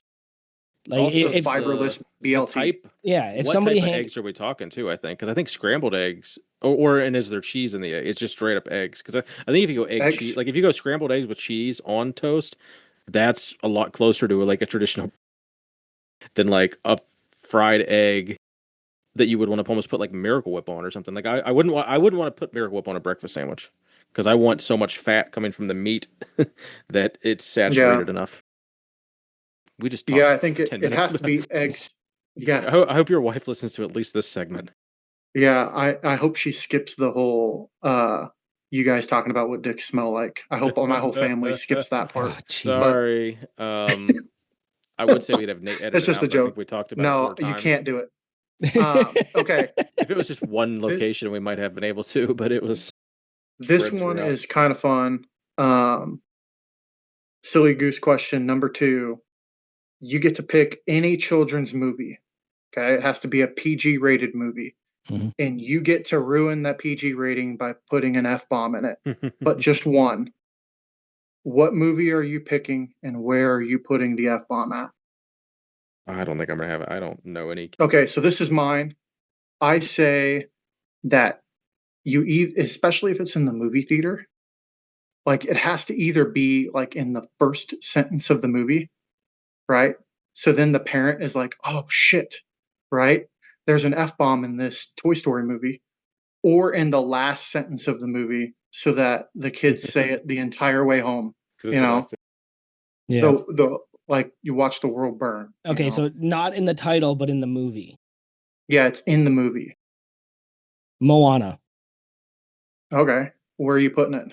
At the end. After Okay. after she replaces the heart into Fidi and she goes through all that emotional stuff and then she just stops and goes, fuck. I think that would be incredibly inappropriate but very funny to me. Could you imagine being with your kids in a movie and then it just ends with like, "Oh, we're best fucking friends," and it's like, Yeah. "Oh, oh no." Yeah, I would laugh hysterically. Yeah, that'd be Uh, hilarious. I think I'm gonna go Home Alone. I got two Oh, that's a options good one. maybe. So There's when tons he of options in there. when the when the groceries broke, did he actually swear when the grocery bags broke when he was walking back from the store? Because if not, I can't remember if he said shit or dang or anything, or if it was just like a head I don't down like remember. depression. But you do remember like I think he was like Yeah. walking back with like two big huge things of groceries. This little like 8-year-old walking down the street. A f bomb right there would be great. Or when the mom in the airport realizes they did forget Kevin, and Oh like she screams yeah. Oh, Kevin, so it'd be like fuck yeah, Kevin. instead of Kevin, it's just Yeah, Yeah, fuck. that'd Yeah. be fun. yeah. I think one of Or those when two. the paint can hits Marv on the head Yeah, and he it just literally any of fuck. the things where the Yeah, wet bandits got the shit kicked out of him, yeah. like any, I think that'd like be getting funny. your hair caught on fire. I'm on fucking fire. Like there Yeah. could be so many, there could be so many good implementations because, that's I think that might be it. All right, those were That's all I great. have. No, that was fantastic. Yeah, I was Uh, glad I was able to. You threw me for a loop with PG only because like I'm such a movie buff, like that, like so many movies in the '80s, they're either R or PG. Like PG-13 didn't exist Yeah. until like the late '80s, early '90s, well, probably the late '80s. So like random movies that like say fuck and like show tits are rated PG in the '80s sometimes, and it's just like as long as it's not sexual, even if it's just like classy nudity, it's like very weird. So, but yeah, good questions, good all podcast. This was right. fun. It was. Um, We should round it out soon. yeah, Big Tanner, one of the Big Tanners. Where are they going to find you at on social medias and your company? Uh, yeah, so I think I'm Tanner Paxton on Instagram, and then Powerlocks Nebraska, NEB on Yeah, Instagram. NEB. Um, and then I have Discord, it's Big T, and then I'm not on Facebook a bunch, but if you add me on there, I'll probably add you back. And the And website? then the Yep. website's huskerpowerlock.com. That's where you can order. Uh, but other than that, uh, have you guys seen the purple Lift Hard Live Easy ones yet that I painted for No, Jake? no. I'm gonna make a post Spoil about that those might be a tomorrow. They are spoiler. sick. Yeah, that's a spoiler. They're Love sick. it.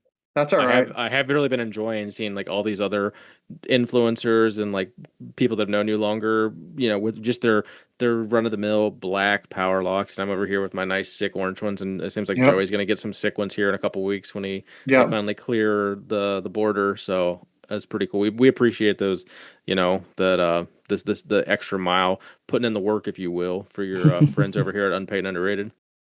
Big Joey, Yeah. where are they gonna Thank find you you at? guys.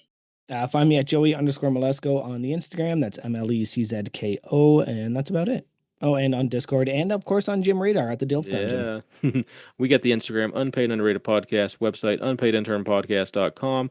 More importantly, where we want to see all the comments is the UNU channel on Massnomics Discord. Go chat there. I'm Keith Honeycutt73 on Instagram. More importantly, go follow my Orange Jim, the No Wine Cellar. Until then, we'll see you next Tuesday.